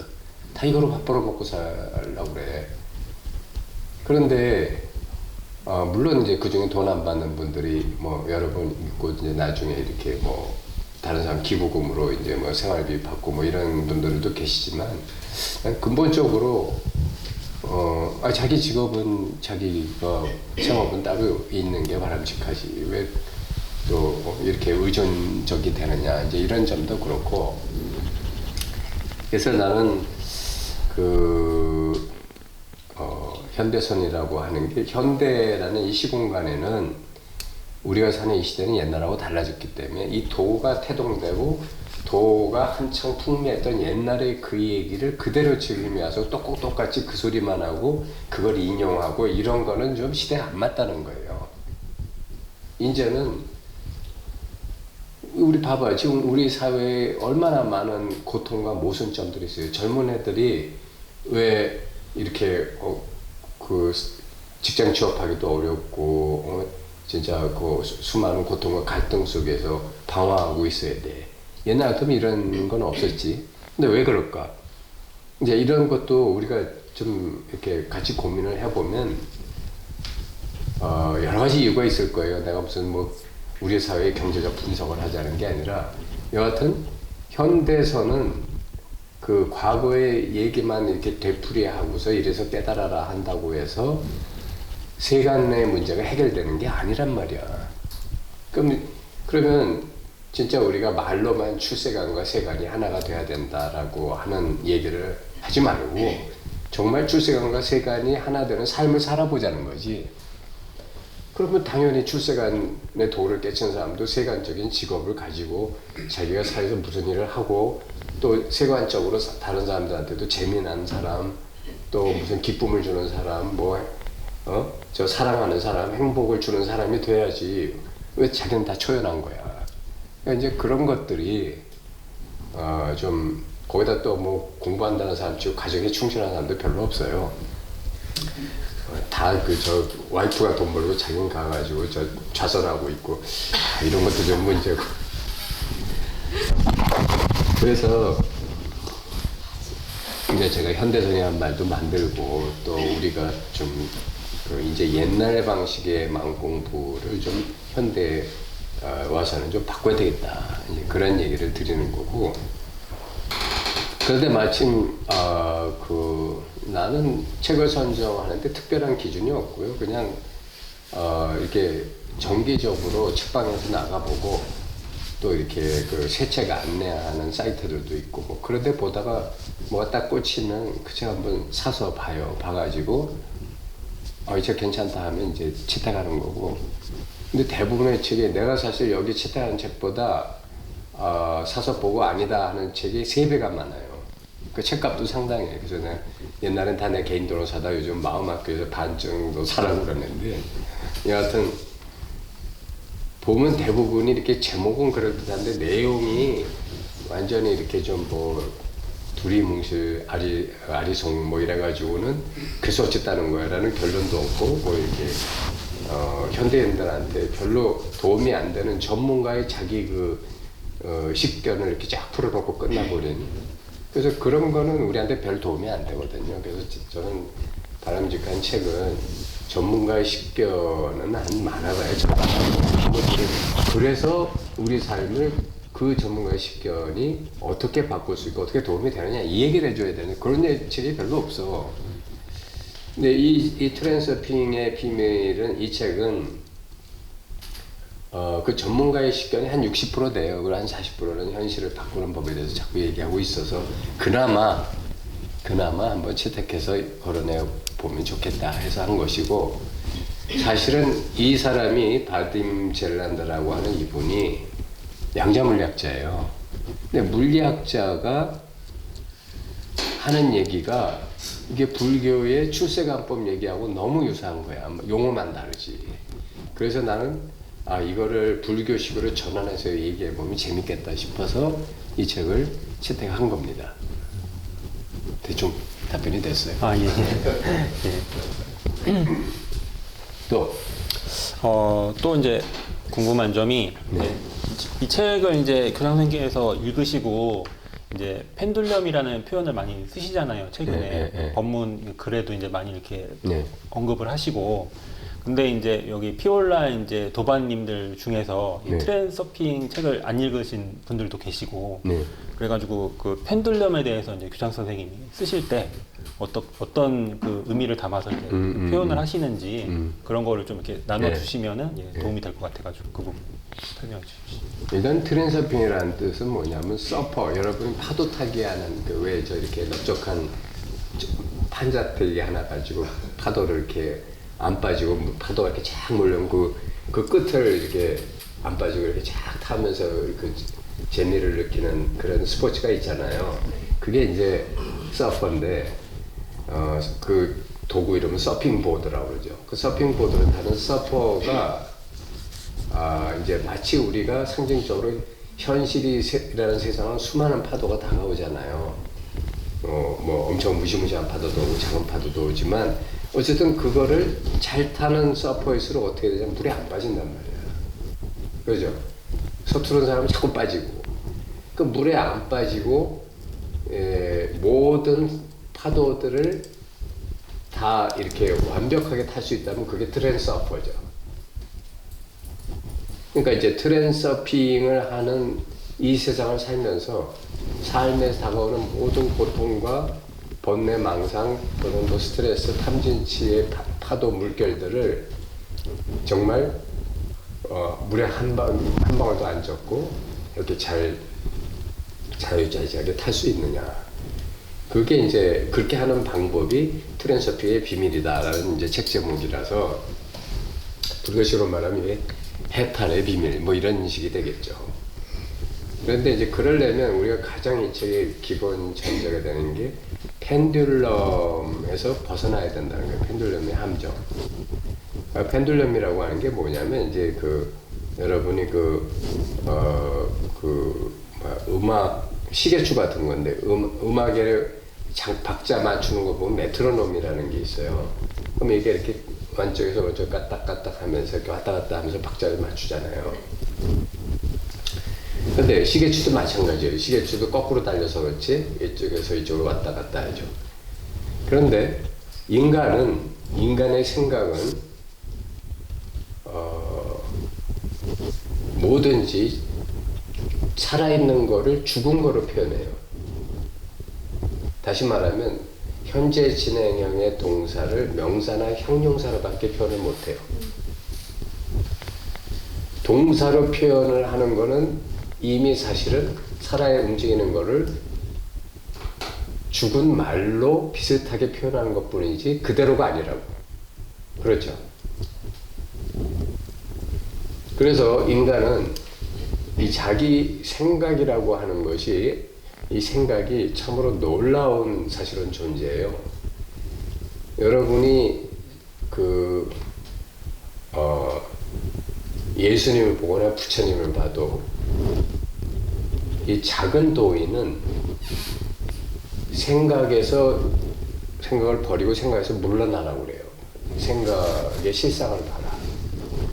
그래서 생각에서 해탈하고 생각에서 벗어나게 하고 생각을 쓰더라도 생각의 분별에 빠지지 말라. 이건 다 작은 도인들이 하는 얘기야. 그러니까 큰 도인은 어떡하냐? 생각으로 창조를 해. 도도 창조하고 생각으로 그게 법력이라는 거예요. 생각으로 그야말로 한마디로 기쁨을 주고 한마디로 죽으려고 하던 사람을 살려놔. 그거는 뭐 100마디의 말보다 한 마디의 침묵이 뭐 귀하다 뭐 이런 말 있지만 거꾸로 100번의 침묵보다 한 마디의 말이 사람을 살릴 수도 있잖아. 그죠? 그래서 자꾸 난 그런 말을 별로 안 줘요. 뭐 부처님이 평생 얘기하고 나서 나는 한 번도 말한 적이 없다라고 했다라는 걸 선사들이 이렇게 얘기한다는데 사실 부처님 그런 말 하신 적은 없어요. 선사들이 꾸며낸 말이지. 그러면 그 부처님이 그 말을 왜 했을까? 아니 그 말을 왜 선사들이 꾸며내서 했을까? 이 자리를 즉여한 자리를 보라 이거거든. 제발 그 말에 떨어지지 말고. 그러니까 그거는 이해가 돼요. 그렇지만 부처님의 입장에서는 뭐냐면 그 큰 자비심과 중생들에 대한 사랑 때문에 평생을 사실 빌어먹으면서 그 얘기를 하시다 돌아가신 분 아니에요? 그렇죠? 왕자로 태어났음에도 불구하고. 자, 그러면 이 생각이라고 하는 것이 사실은 그 설법이 없었으면 오늘날 사실 우리가 어떻게 깨달음을 알 수가 있었겠어. 그러니까 인류 역사상 이렇게 위대한 말이 또 따로 없는 거예요. 그렇죠? 근데 그거를 다 쓸데없는 말이다. 그거는 정말 감사함의 꼭대기에서 이렇게 삼배를 해도 모자를 파네. 너무 내가 볼 때는 무례한 얘기고, 뭐 그 말이 의미가 없다는 얘기는 아니지만. 자, 그러니까 이게 생각이라고 하는 게 이렇게 우리한테 깨달음도 갖다 주고, 죽을 사람 살리는 그야말로 살활자제한 검이기도 하지만, 동시에 여러분 아시다시피 생각 하나 잘못하고 폐가 망신할 수도 있고, 생각 하나 잘못해서 자살한 사람도 있고, 생각 하나 잘못하고 나쁜 일, 고통스러운 일 얼마나 많고, 자기가 자기를 괴롭히는 것도 지 생각이야. 안 그래요? 그 생각은 양면의 칼날이야. 그런데 이런 생각이 나쁜, 부정적으로 잘못 쓰이게 되는 가장 큰 원인이 펜듈럼 현상이라는 거예요. 그럼 이게 뭐 어떤 거냐? 펜듈럼은 사실은 이 시계추가 왔다 갔다 하는 것이 여러분 명사입니까? 현재 진행형입니까? 시계추가 이렇게 움직이는 게 현재 진행형이에요? 아니면 명사예요? 시계추가 움직인다라는 건 명사지, 그거는 동사는 아니에요. 진짜 살아있는 동사는 표현할 수가 없어. 그런데도 우리는 이 말은 한계가 있으니까 어쩔 수 없이 펜듈럼은 그걸 뭐라고 이렇게 한순간에 잡아 붙들어요. 그래서 펜듈럼은 반드시 이것과 저것을 만들어. 그래서 연기법이 생겨난 거예요.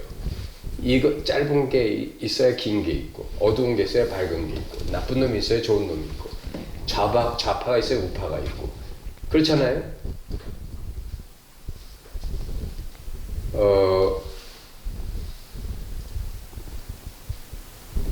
뭐 이제 이렇게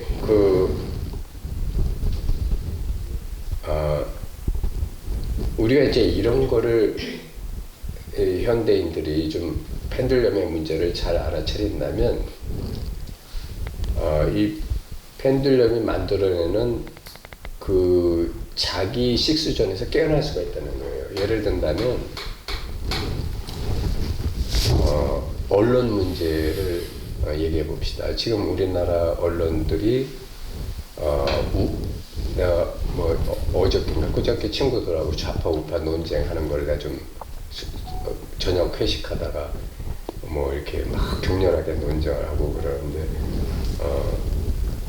나는 이렇게 그냥 침묵하고 오면서 이렇게 얘기 듣다가 조금 거들기만 했지만 이렇게 예를 들면 좌파 언론이 우파 국민의당의 그 당대표를 찾아가서 왜 이렇게 언론을 탄압하느냐, 검찰공화국이다, 이제 이런 얘기를 했다고 그래요. 그런데 이제 우파인 사람들은 뭐라 그러냐면 여태까지 지들이 그렇게 없는 거짓말도 만들어서 우파를 모해하고 뭐 이렇게 똑같은 사실적인 것을 이렇게 삐딱하게 보도하고 이런 게 이러니까 탄압받아 마땅하고 그런 거는 탄압이 아니라 오히려 사표 규정을 바로잡는 거다. 이제 이런 식으로 얘기하고 또 좌파적 관점을 가지는 애는 뭐냐면 그런 얘기 하는 게 마땅하지. 문재인 때는 그런 일이 없었잖아. 근데 그때 언제 문재인이가 무슨 저 조중동 찾아가서 뭐 거기 탄압했어? 왜 저 윤석열이는 이러는 거야? 이러면서 이제 그 언론 얘기를 편들면 여러분 누가 옳다고 그러겠어요? 아무도 옳지 않아요. 문제는 다 같이 펜듈럼에 빠져 있다는 거야. 무슨 펜듈럼? 여러분 잘 봐요.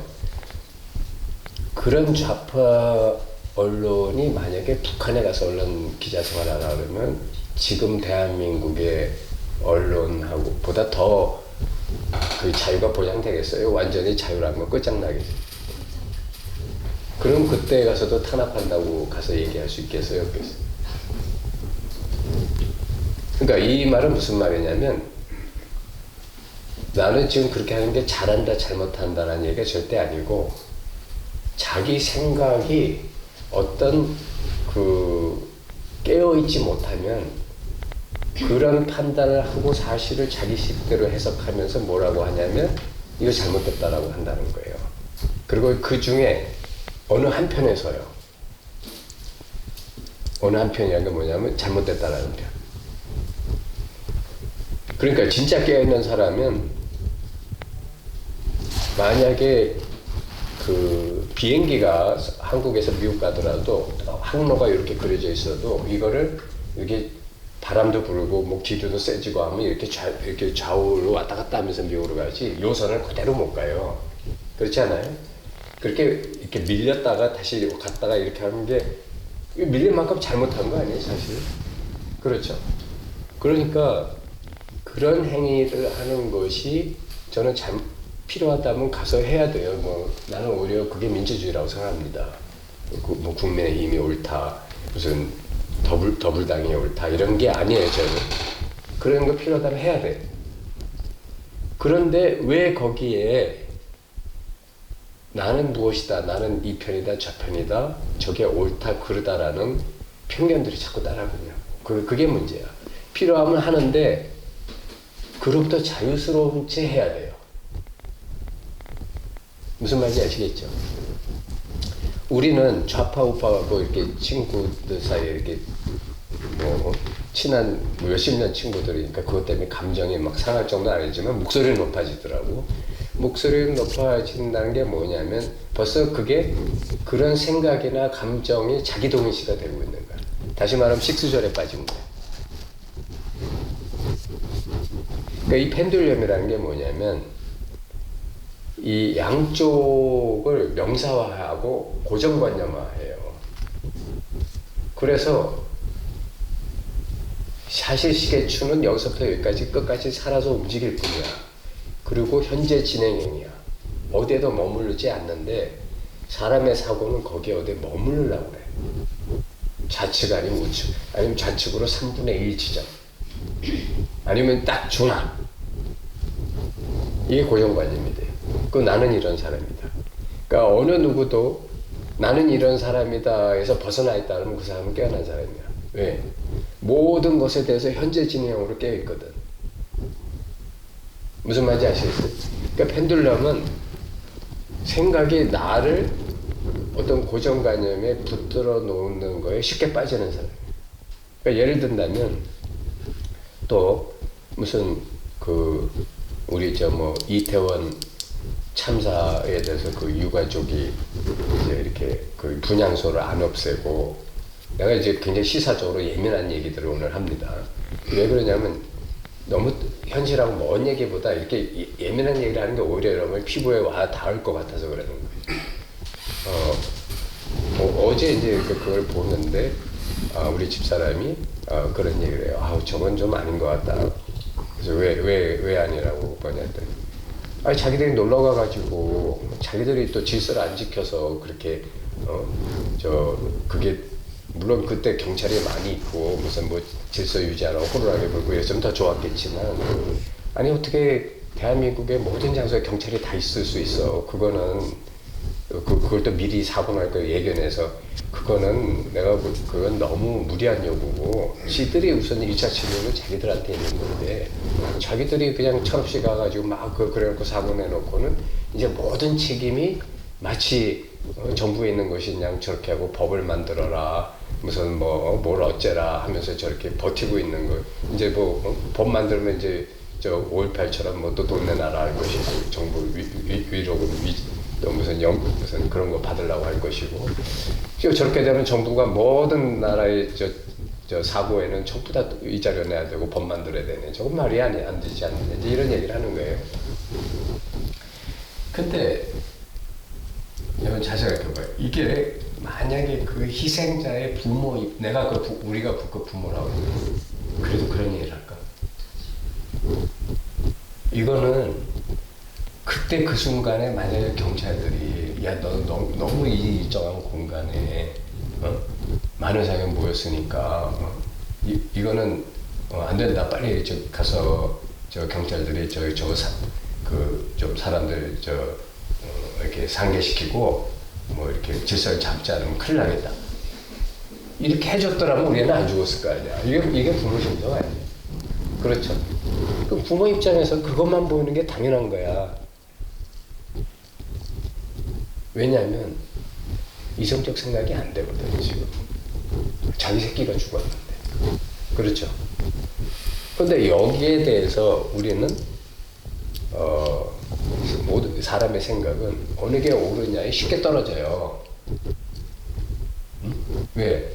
살아있는 현재 진행에 의한 사건을 죽은 관념으로 만들어 버리고 그 안에서 그것의 실질적인 형체가 뭐라는 거를 관념으로 만들어서 그걸 붙들고 있거든. 그게 펜듈럼이야. 이거다. 아니다. 저거다. 나는 지금 어느 편을 들자는 게 절대 아니에요. 여러분. 어느 편을 들어도 좋아. 난 여러분 중에 누구는 이 편 들고 누구는 저 편 들어도 좋아. 그건 여러분 자유야. 안 그래? 누가 옳다 그러다는 얘기 아니에요. 좌파가 옳다 우파가 옳다는 것도 아니고 희생자 부모가 옳다는 것도 아니고 그렇다고 무슨 그거를 놀러가서 죽어놓고 나라 보고 책임져라고 너무 심하냐. 이게 옳다는 것도 아니에요. 내 말은 뭐냐면 우리가 본질적으로 하고 있는 행위가 뭐냐면 살아있는 그 모든 일들을 이렇게 관념화시키고 거기에 자기가 생각한 생각으로 그거에 대해서 평가를 내려버려. 분별해버린다고. 그렇게 되면서 자기 입장을 정해. 이게 맞다. 저게 맞다. 이게 좋다. 저건 틀렸다. 안 그래요? 근데 이렇게 되면 어떤 문제가 생기냐면 자기가 전체를 있는 그대로 받아들이는 게 아니고 어떤 한 입장을 취하게 됨으로 인해서 반드시 반대를 만들어요. 반대편을 만든다고. 그렇죠? 이렇게 되면 생각을 자기 동일시하는 거예요. 그리고 그 부모 입장에서는 감정도 자기 동일시하지. 이렇게 되면 대화가 안 돼. 자기 동일시 힘이 강해질수록 대화가 안 돼. 그럼 그거는 뭐냐면 성숙한 민주주의가 안 되는 거예요. 그때는 뭐가 되느냐? 물리력 싸움밖에 안 나. 극한 대립밖에 안 나. 지금 우리나라 정치가 그렇죠. 우리나라 사회 모든 현상들이 그렇죠. 지금 극한 대립이잖아. 그죠? 누구가 더 머리수가 많은가? 누가 더 센 놈인가? 이거 가지고 싸우잖아. 그런데 여러분, 다수가 항상 옳다는 법칙이 있어요? 아니잖아. 그러니까 우리가 진짜 성숙한 민주주의가 돼서 중후민주주의에서 깨어나서 정말 성숙한 현자들의 민주주의가 되기 위해서는 우리 모두 한 사람들이 펜듈럼에서 자유스러워져야 된다는 거예요. 그럼 펜듈럼에서 벗어난 자유스러운 사람의 입장은 뭐냐? 입장이 없는데 취할 수는 있어요. 입장이 없다는 게 아니야. 그건 무책임한 거지. 입장을 취할 수는 있어. 그런데 이 사람의 입장은 뭐냐면 이게 부처님이 말씀하신 중도라는 거예요. 사람들이 너무 왼쪽에 치우치면 아니다 오른쪽 얘기를 하는 거야. 그러니까 너무 사람들이 야 그거 놀러 가서 내가 말이 되냐? 그러니까 그런 건 지들 책임이야. 나도 이게 너무 치우치면 이 사람 무슨 얘기를 하냐면 그래도 우리가 이런 일이 다시 안 일어나기 위해서는 경찰의 행정 조직 중에 하는 일이 그런 것도 기왕이면 가가지고 이렇게 저렇게 하고 이랬어야 되는 거지. 그거 니들 책임이야 하고 100% 돌릴 수가 있느냐. 경찰의 행적이 사회의 치안이나 사고를 예방하는데도 충분히 활용돼야 되냐 이 얘기를 하는 거야. 그렇지. 그런데 또 동시에 또 이쪽에 너무 치우쳐갖고 무슨 어제 더불당 뉴스를 보니까 대통령도 참석해라. 그 사고가 오늘인가 내일인가 그럴 거예요. 참사가. 대통령도 그 자리에 와라. 못 와라. 그리고 내무장관도 와서 사과해라. 이제 이런 마치 모든 책임이 그 정부에 있는 양 이제 이렇게 얘기하는 이런 게 사회적 대사라면 그때는 또 이 깨어있는 사람은 반대 얘기를 할 거예요. 그렇지만 이런 사고의 근본적인 원인은 우리 모두가 질서의식이 부족해서 그런 거예요. 우리 모두가 개돼지처럼 그냥 몰려다니는 사람입니까? 질서의식은 스스로 갖춰야지. 그러니까 우리가 이러고 생길 때마다 누구 책임이냐 따질 게 아니라 질서의식을 함양하는 교육이나 여러 가지 사회 운동들을 해야 되는 거 아닙니까? 그리고 이 문제에서 어떻게 모든 책임을 정부에만 있다고 할 수 있습니까? 이런 얘기를 또 하는 거야. 그러면 여러분 이 사람이 박쥐에 깨어있는 사람 박쥐야? 어느 편이야? 어느 편이냐고 묻는 사람한테 박쥐같이 보이겠지. 그러나 이 사람은 어떤 얘기를 하고 있는 거냐면 전체적으로 우리 사회가 가장 가야 될 이상적인 성숙한 관점, 성숙한 태도와 자세는 어떤 것인가를 지향하고 있는 거예요. 무슨 말인지 알겠죠? 그래서 우리는 펜들럼에서 자유스러워질 수 있는데 우리 사회는 지금 너무 펜들럼이 심각한 사회야. 살아 움직이는 시계추를 어디 하나 붙잡아놔서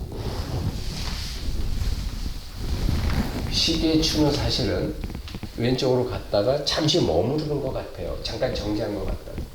그러다 다시 오른쪽으로 와. 그렇죠. 또 오른쪽으로 가면 잠시 머무르는 것 같아. 그거 본 사람이 시계추는 원래 왼쪽에 머무르는 거야. 또 반대 사람은 아니야. 오른쪽에 머무르는 거야. 원래 오른쪽으로 머무르는 건데 이렇게 잠시 이쪽으로 갔다 오는 것 뿐이야. 그럼 어느 게 맞는 얘기야? 그러니까 다 지 생각이 여기에 치우쳐 있다 보니까 왜 그런 말 있잖아요. 이쁜 사람은 실수해도 이쁘고 뭘 해도 용서가 되는데 미운 놈은 잘해도 밉다. 이런 말이 있잖아. 그죠? 그러면 누가 문제인 거야? 그렇게 보는 사람이 문제지. 그게 펜듈럼이라는 거예요. 내가 너무 이 펜듈럼에 대한 설명을 정확하게 했는지 모르겠는데 이해는 쉽게 됐지. 네. 그래서 여러분이 앞으로 우리 사회에서 아주 민감한 문제들이 있잖아. 또 부부 사이에도 민감한 문제들이 있어요. 그렇죠? 그럴 때 여러분은 우리가 왜 그런 말 있잖아. 역지사지를 생각해라. 이 역지사지라는 말이 결국 뭐냐면 펜들럼에 빠지지 말라는 얘기예요. 그래서 우리가 자기 분별된 생각, 감정, 느낌만을 자기 동행시에서 거기 빠지지 말고 부처님이 말씀하신 중도라는 게 뭐냐면 모든 것은 살아 움직이고 있다라는 거야. 살아 움직이는 그것을 있는 그대로 그것과 하나됨을 지혜의 눈으로 보는 게 정견인데 그 정견의 눈으로 떠야지 그러지 않고 자기 분별된 생각으로 그거를 자꾸 뭐라고 정의하고 거기에 붙잡고 있으면 결국 그것은 사회적으로 갈등과 불협화음만 만들 수밖에 없어요.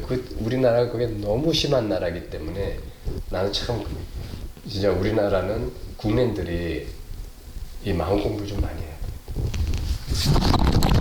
그게 너무 안 될 것 같아. 야, 이 정도 합시다. 네. 야, 다음 문제. 준비하신 거 말씀해 주시죠. 네.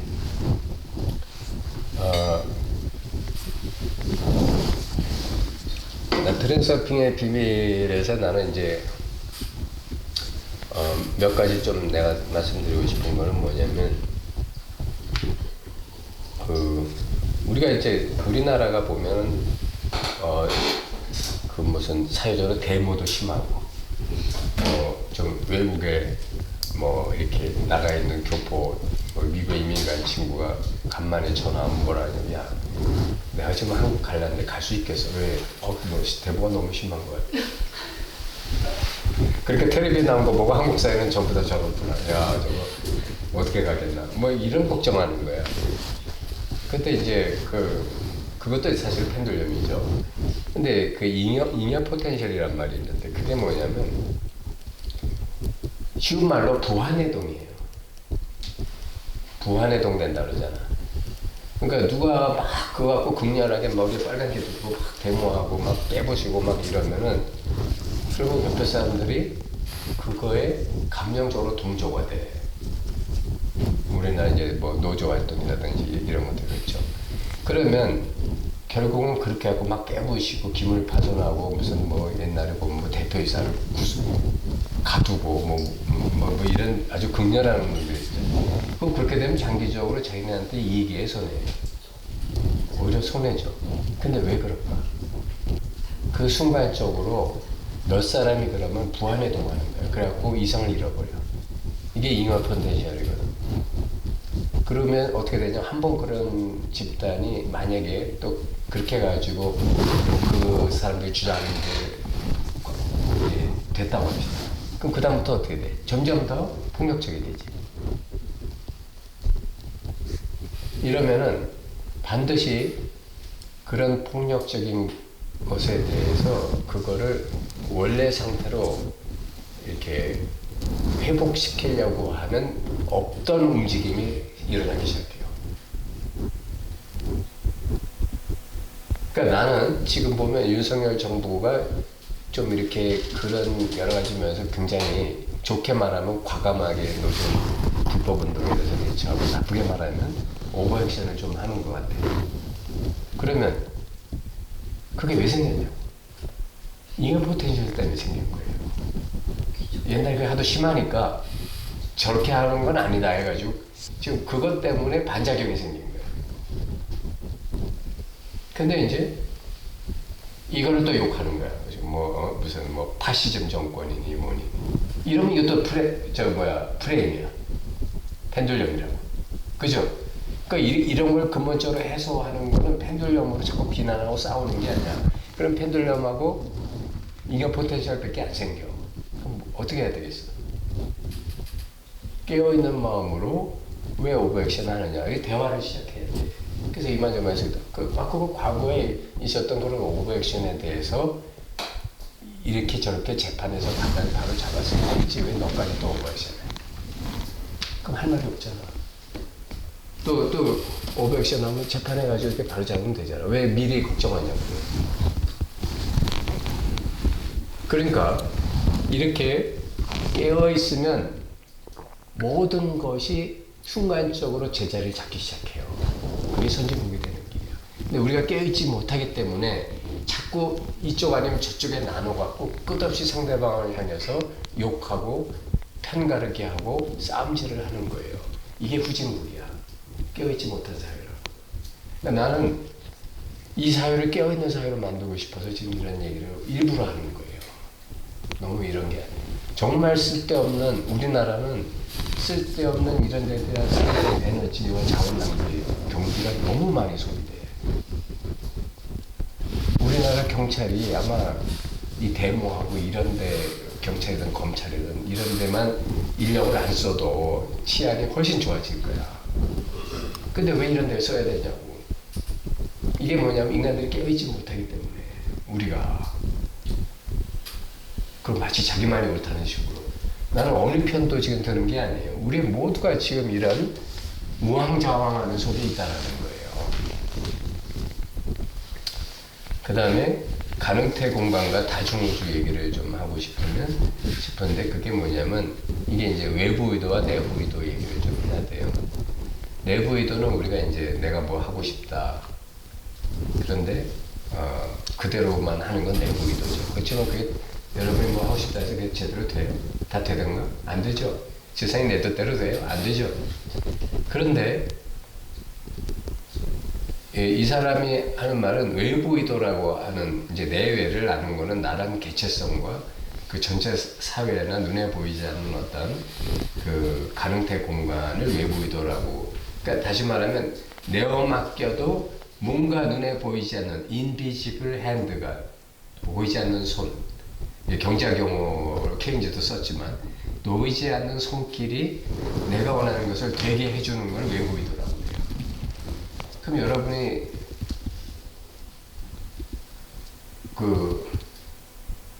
이제 그 대표적인 게 일본의 그 도요토미 히데요시가 그 자리에 올라가기까지 가장 하층민이었는데 어떤 사람이었냐면 그 주군인 오다 노부나가가 말 탈 때 처음에 하던 일이 밑에 가서 전쟁터에서 이렇게 몸을 구부려갖고 그 등을 타고 말 타는 종이야.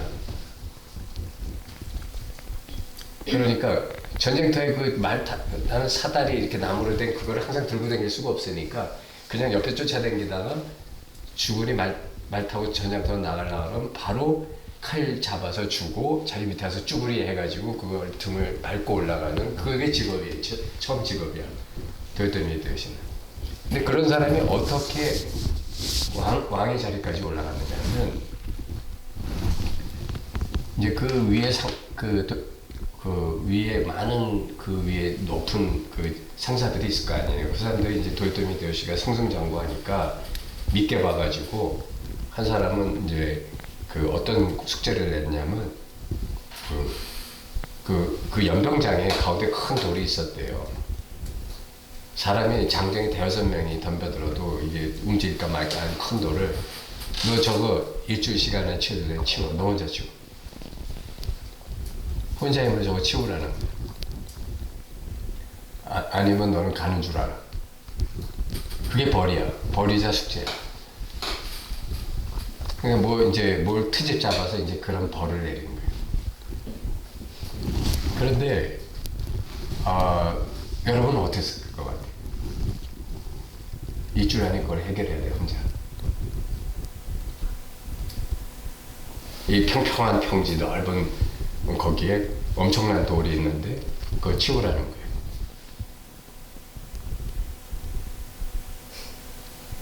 근데 도요토미 히데요시는 어떻게 했느냐면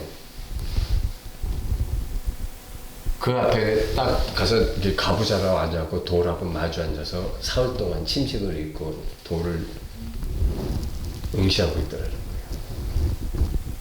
그러니까 처음에 사람들이 저놈 돌았구나, 미쳤구나 한 거예요.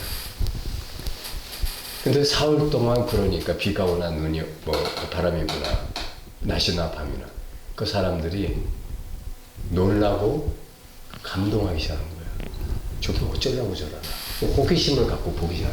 저게 어쩌려고. 아니 저렇게 본다고 저들이 진짜 뭐 예수님 말 맞다나 돌아 저를 굴러가라 하면 너의 믿음이 강하면 저 돌이 굴러갈 것이다. 이걸 믿는 건 아니잖아. 그러더니 나흘째 되는 날부터 이제 와가지고 이제 이 막대기 그 뭐 이렇게 하나 가지고 이제 돌을 이렇게 밀기 시작하는 거예요. 이렇게 밑에 못 깔고 근데 그래봐야 그게 10cm는 안 움직이겠어요. 사람 대여섯 명이 덤벼들어도 움직일까 말까. 안 되지. 근데 그걸 몇 시간 하면 사람이 기침이 그냥 쓰러지잖아. 그럼 쓰러졌다 또 하는 거야. 그러니까 다섯째 되는 날 그렇게 하고 쓰러졌어요. 먹지도 못하고 그거에만 매달려 있으니까. 그러니까 그걸 본 사람들이 우르르 몰려와가지고 그걸 다 치워줘 버렸어요. 도요토미 히데요시는 해달라고 한 번도 말한 적이 없어요. 이렇게 되면 외부 의도가 내부 의도를 도와주는 거야. 그런데 이 상사가 처벌할 수가 없었던 게 자기가 해달라고 남한테 부탁한 적은 없거든. 혼자 하려고 끝까지 애를 썼지. 근데 다른 사람들이 너무 보다 안 되니까 와가지고 우르르 몇십 명이 와가지고 해주는 거다. 한밤중에. 그러니까 할 말이 없는 거지. 자, 그래서 우리가 이제 이렇게 외부 의도를 이용할 줄 아는 거예요. 여러분이 만약에 그 여러 사람이 그 무리가 있는 중에 자기가 어떤 일을 한다 그러면 다른 사람이 내 일을 도와주게 하기 위해서는 그 내가 먼저 다른 사람들의 일들을 도와주고 그 각각의 사람들의 아쉬운 점을 내가 해줘야 되겠죠. 그러니까 그런 것이 굉장히 결국은 외부 의도로 움직이는 내부 의도죠. 손흥민이가 그렇다고 그래요. 손흥민이가 처음에 이렇게 갔는데 그 서양인들 뭐 이렇게 그런 많은 데서 동양인이 와가지고 좀 한다 하니까 이 볼 패스도 잘 안 해주고 뭐 이렇게 뭐 왕따시키고 뭐 이런 게 있었다는 거예요. 근데 손흥민이가 그거를 몇 년 동안을 그 걔들 애로사항 다 도와주고 누구 가족이 온다 그러면 자기 차로 가서 태워다 주고 뭐 별짓을 다 하는 거예요. 그래서 나중에 영국 그 케인인가 하는 애가 다른 팀으로 갔잖아요. 그 누굴 우리 주장으로 할까 했더니 하나같이 만장일치로 손흥민이를 우리 주장으로 삼자. 그래서 저 완장찬 거예요. 그러니까 그것도 뭐야? 내부 의도가 외부 의도로 움직이는 거죠. 그래서 이렇게 우리가 마치 외부 의도를 무슨 허황된 무슨 논리로 생각하거나 다중우주 가능태공간과 다중우주 너무 관념적으로 생각하지 말아요. 다른 사람 마음을 얻는 게 다 가능태공간이고 다중우주야. 왜? 아까 내가 말했잖아. 각자 자기의 우주로 산다고. 그렇죠. 그 다음에 이제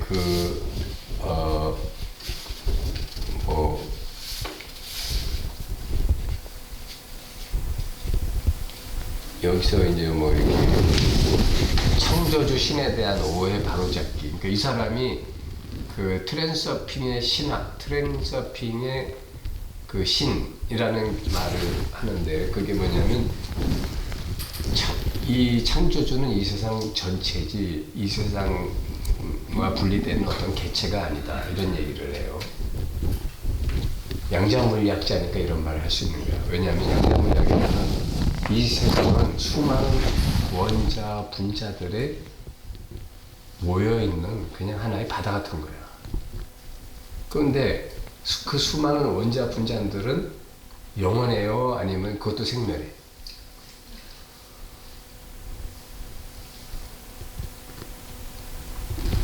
예를 들어 그 분자들은 생멸해요. 근데 여러분 봐요. 우리가 이렇게 화학기호로 만들어낸 H2O 하면 물이잖아. 근데 H2O를 보면 H와 O가 두 개 결합한 거예요.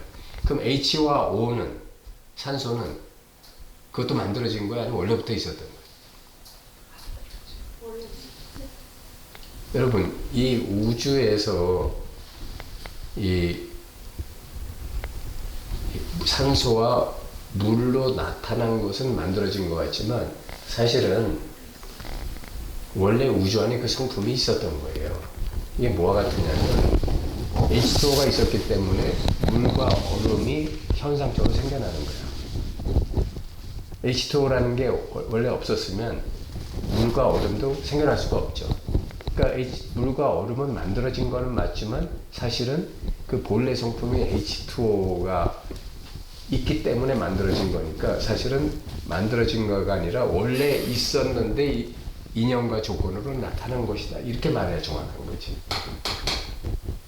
그러니까 이 현대의 과학자들이 우주에 영원한 것이 있다는 거예요. 뭐냐? 모든 원소들은 영원하다. 근데 이것들이 이렇게 만나면 이런 인간이 나오고 이렇게 만나면 이런 인간이 나오고 무슨 말인지 알겠죠? 근데 수많은 것들이 재결합됐다 다시 해체됐다. 여러분이 죽어서 육체가 다 이렇게 분해되더라도 그 여러분을 구성한 철분, Fe라든가 무슨 칼슘이라든가 전부 다 얼룩 가는 게 아니고 그냥 이 우주 안에 있다. 그러니까 이와 마찬가지로 여러분의 그 신이라고 하는 것 또는 생명이라고 하는 것은 이 우주의 본질적 요소 중에 하나예요. 우주에 불이 만들어진 거예요. 여러분들은 불이 만들어졌다고 생각하실지 몰라도 원래 이 우주라는 이가 안에 있는 내재되어 있는 성품이야. 그게 인연과 조건이 되면 불은 항상 언제 우주 어디서나 나와. 그 조건만 맞으면. 안 그래요? 전기도 마찬가지고 물도 마찬가지고. 그래서 지수화풍이라고 하는 불교의 용어고 4대는 원래 우주의 기본 요소라고 얘기를 하고 있는 거예요. 지수화풍. 이거를 현대적으로 말하면 그런 거예요. 뭐 물이니 뭐 전기니 무슨 뭐 FE니 칼슘이니 무슨.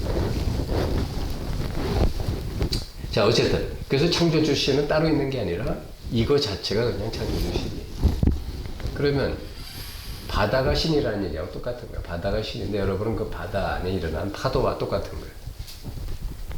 그럼 파도는 생멸하지만 바다는 그대로 있을 거 아니에요. 그렇죠? 근데 이거를 오해해가지고 자꾸 따로 있다 라고 생각하니까 따로 믿는 거야. 기도해야 되고.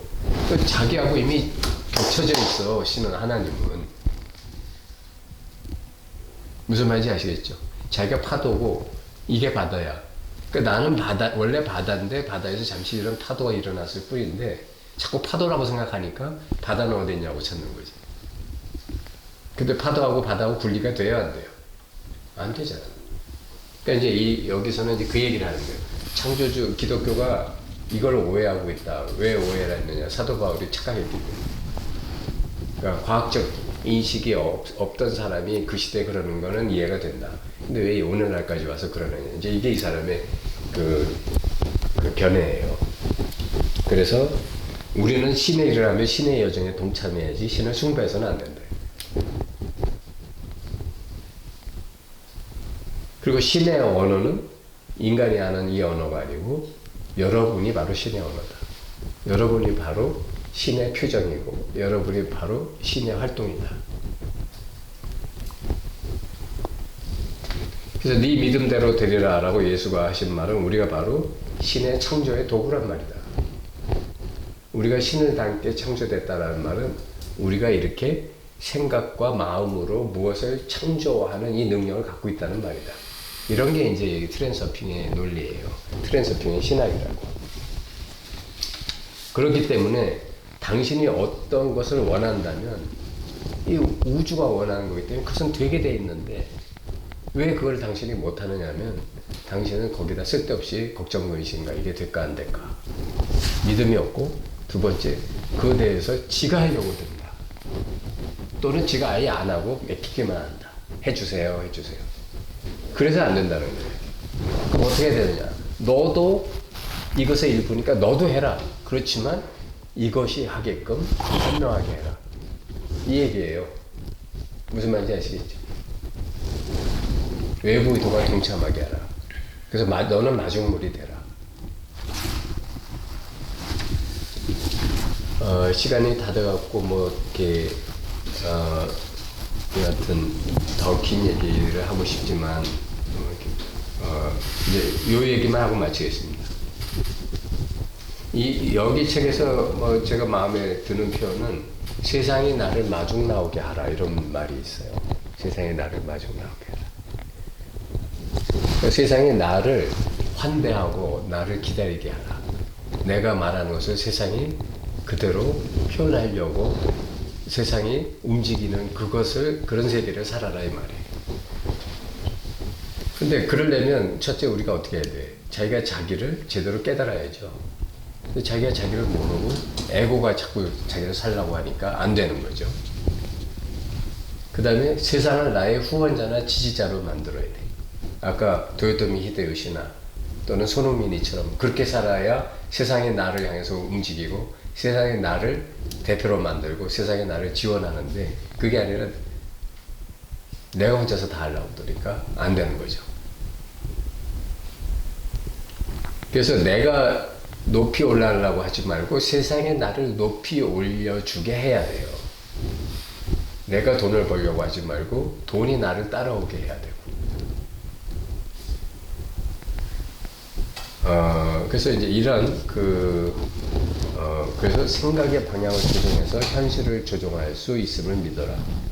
그리고 현실에 대한 너의 태도가 곧 세상을 창조하는 그 열쇠다. 이런 말들이 있어요.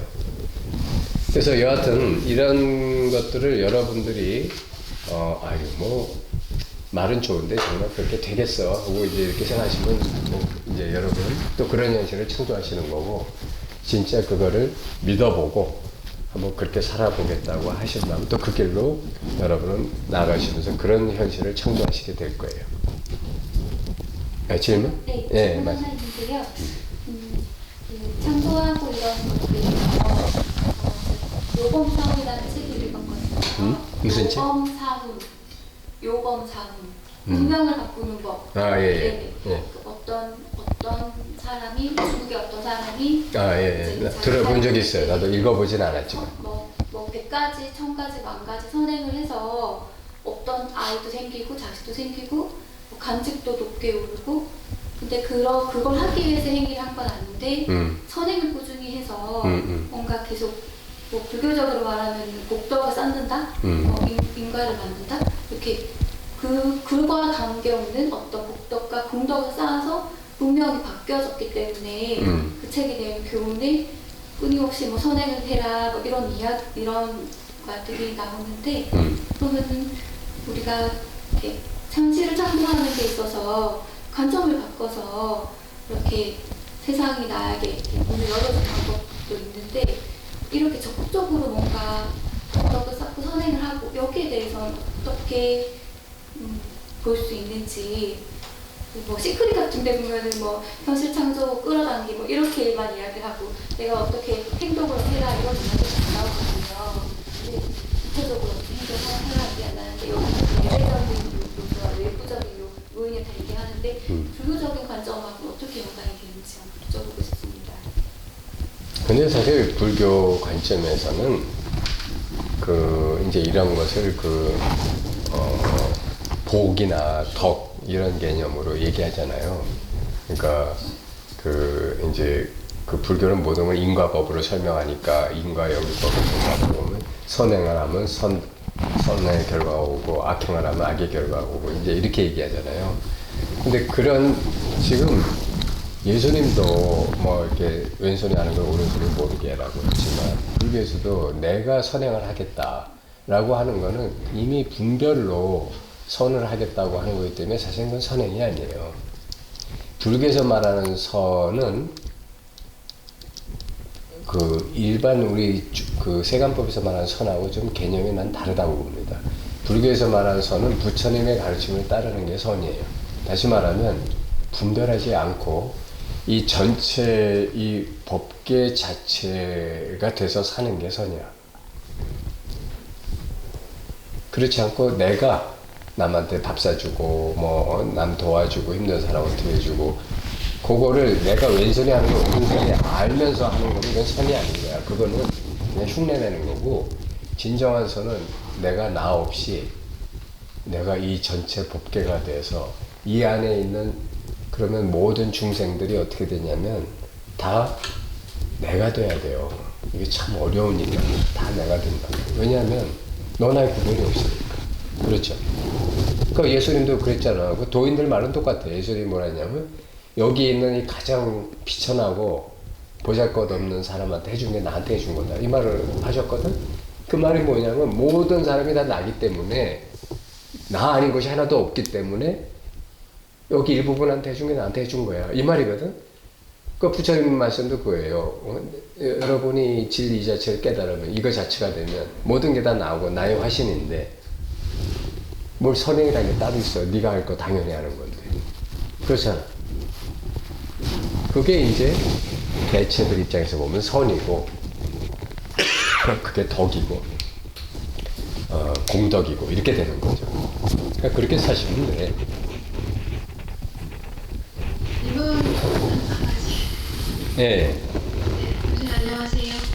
트랜스포에 관련 내용은 아니고 네. 방금 말씀 주신 네. 그 내용 관련해서 네. 그냥 갑자기 네. 지금 제 상황과 좀 연결이 돼서 네, 말씀하세요. 네, 제가 이제 얼마 전부터 뭐 클래스나 상담이나 이런 상담을 다시 시작을 했어요. 아, 예. 그런데 그 교장 선생님 말씀하시는 것처럼 저도 공부로 삼아서 이분들을 불러보지 않고 저에게 오는 저는 그냥 통로가 돼서 사람들의 여러 탁기라든지 이런 거를 다시 근본 자리에 이제 묻는 그 역할을 하고 있는데 네. 좀 힘을 붙여서 몸이 또 좀 안 좋아진 거예요. 네. 계속 사람들과 연결되고 카톡으로도 소통하고 이러다 보니까 그래서 저는 이걸 내가 아직 둘러보기 때문에 미묘하게 둘러보는 마음이 있어서 내가 또 몸으로 이거를 받은 건가 약간 싶어서 이 부분에 있어서 조금 조언을 구할 수 있어요. 아, 그런데 자꾸 어떤 이론이나 법을 가지고 나를 해석하려고 들지 마세요. 아, 지금 내가 이런가 저런가 그러면 어떻게 해야 되나, 그렇게 하면은 어떤 상에 빠져요. 그리고 상이 생기는 동시에 이거를 어떻게 가야 되는 나도 생긴다고. 그렇죠? 네. 그렇게 되면 그게 다 분별이야. 그러니까 그렇게 하시지 마시고, 내가 지금 힘에 붙이면 그 힘에 붙이는 것만큼만 하시면 돼. 그리고 더 이상 어떻게 하려고 들지 말아요. 그건 나중에 오래 못 갑니다. 그러니까 아직은 나의 지금 이게 출세관법을 세관법에 끌어다가 이렇게 세관법을 출세관법에 맞추려고 하는 작업이거든. 근데 그렇게 하시면 안 되고 이 둘이 자연스럽게 하나로 융화되게 해야 돼요. 융합되게. 그러니까 힘들면은 세관법상으로 힘든 거야. 출세관법은 힘들면 안 되지만, 그렇죠? 그러니까 힘들면 일단 거기서 쉬어가든지 아니면 잠깐 좀 이렇게 조절을 하든지 하시고, 근데 중요한 것은 뭐냐면 그 방향으로 계속 꾸준히 가시면 되는 거거든. 그러니까 얼음이 녹는데도 얼음 본질이 물이고 물은 또 증발하면 H2O예요. 얼음이 녹는데도 시간이 걸리는데 얼음이 한 번에 수증기가 되려고 그러면 얼음이 깨지는 수밖에 없잖아. 그렇죠? 그러니까 자연스럽게 자기가 힘들면 그거는 힘에 붙이는 걸 감당할 수 있을 만큼 하고 좀 쉬었다가 또 이렇게 조금씩 나가시면 되고, 내가 이 순간에 갑자기 그러면서 조금씩 깨져나가고 열려나가는 거지, 이렇게 이 순간에 갑자기 무슨 이렇게 도약을 하려고 너무 그러지는 마시라고. 예. 수고하셨습니다. 그럼 질문을 마치겠습니다.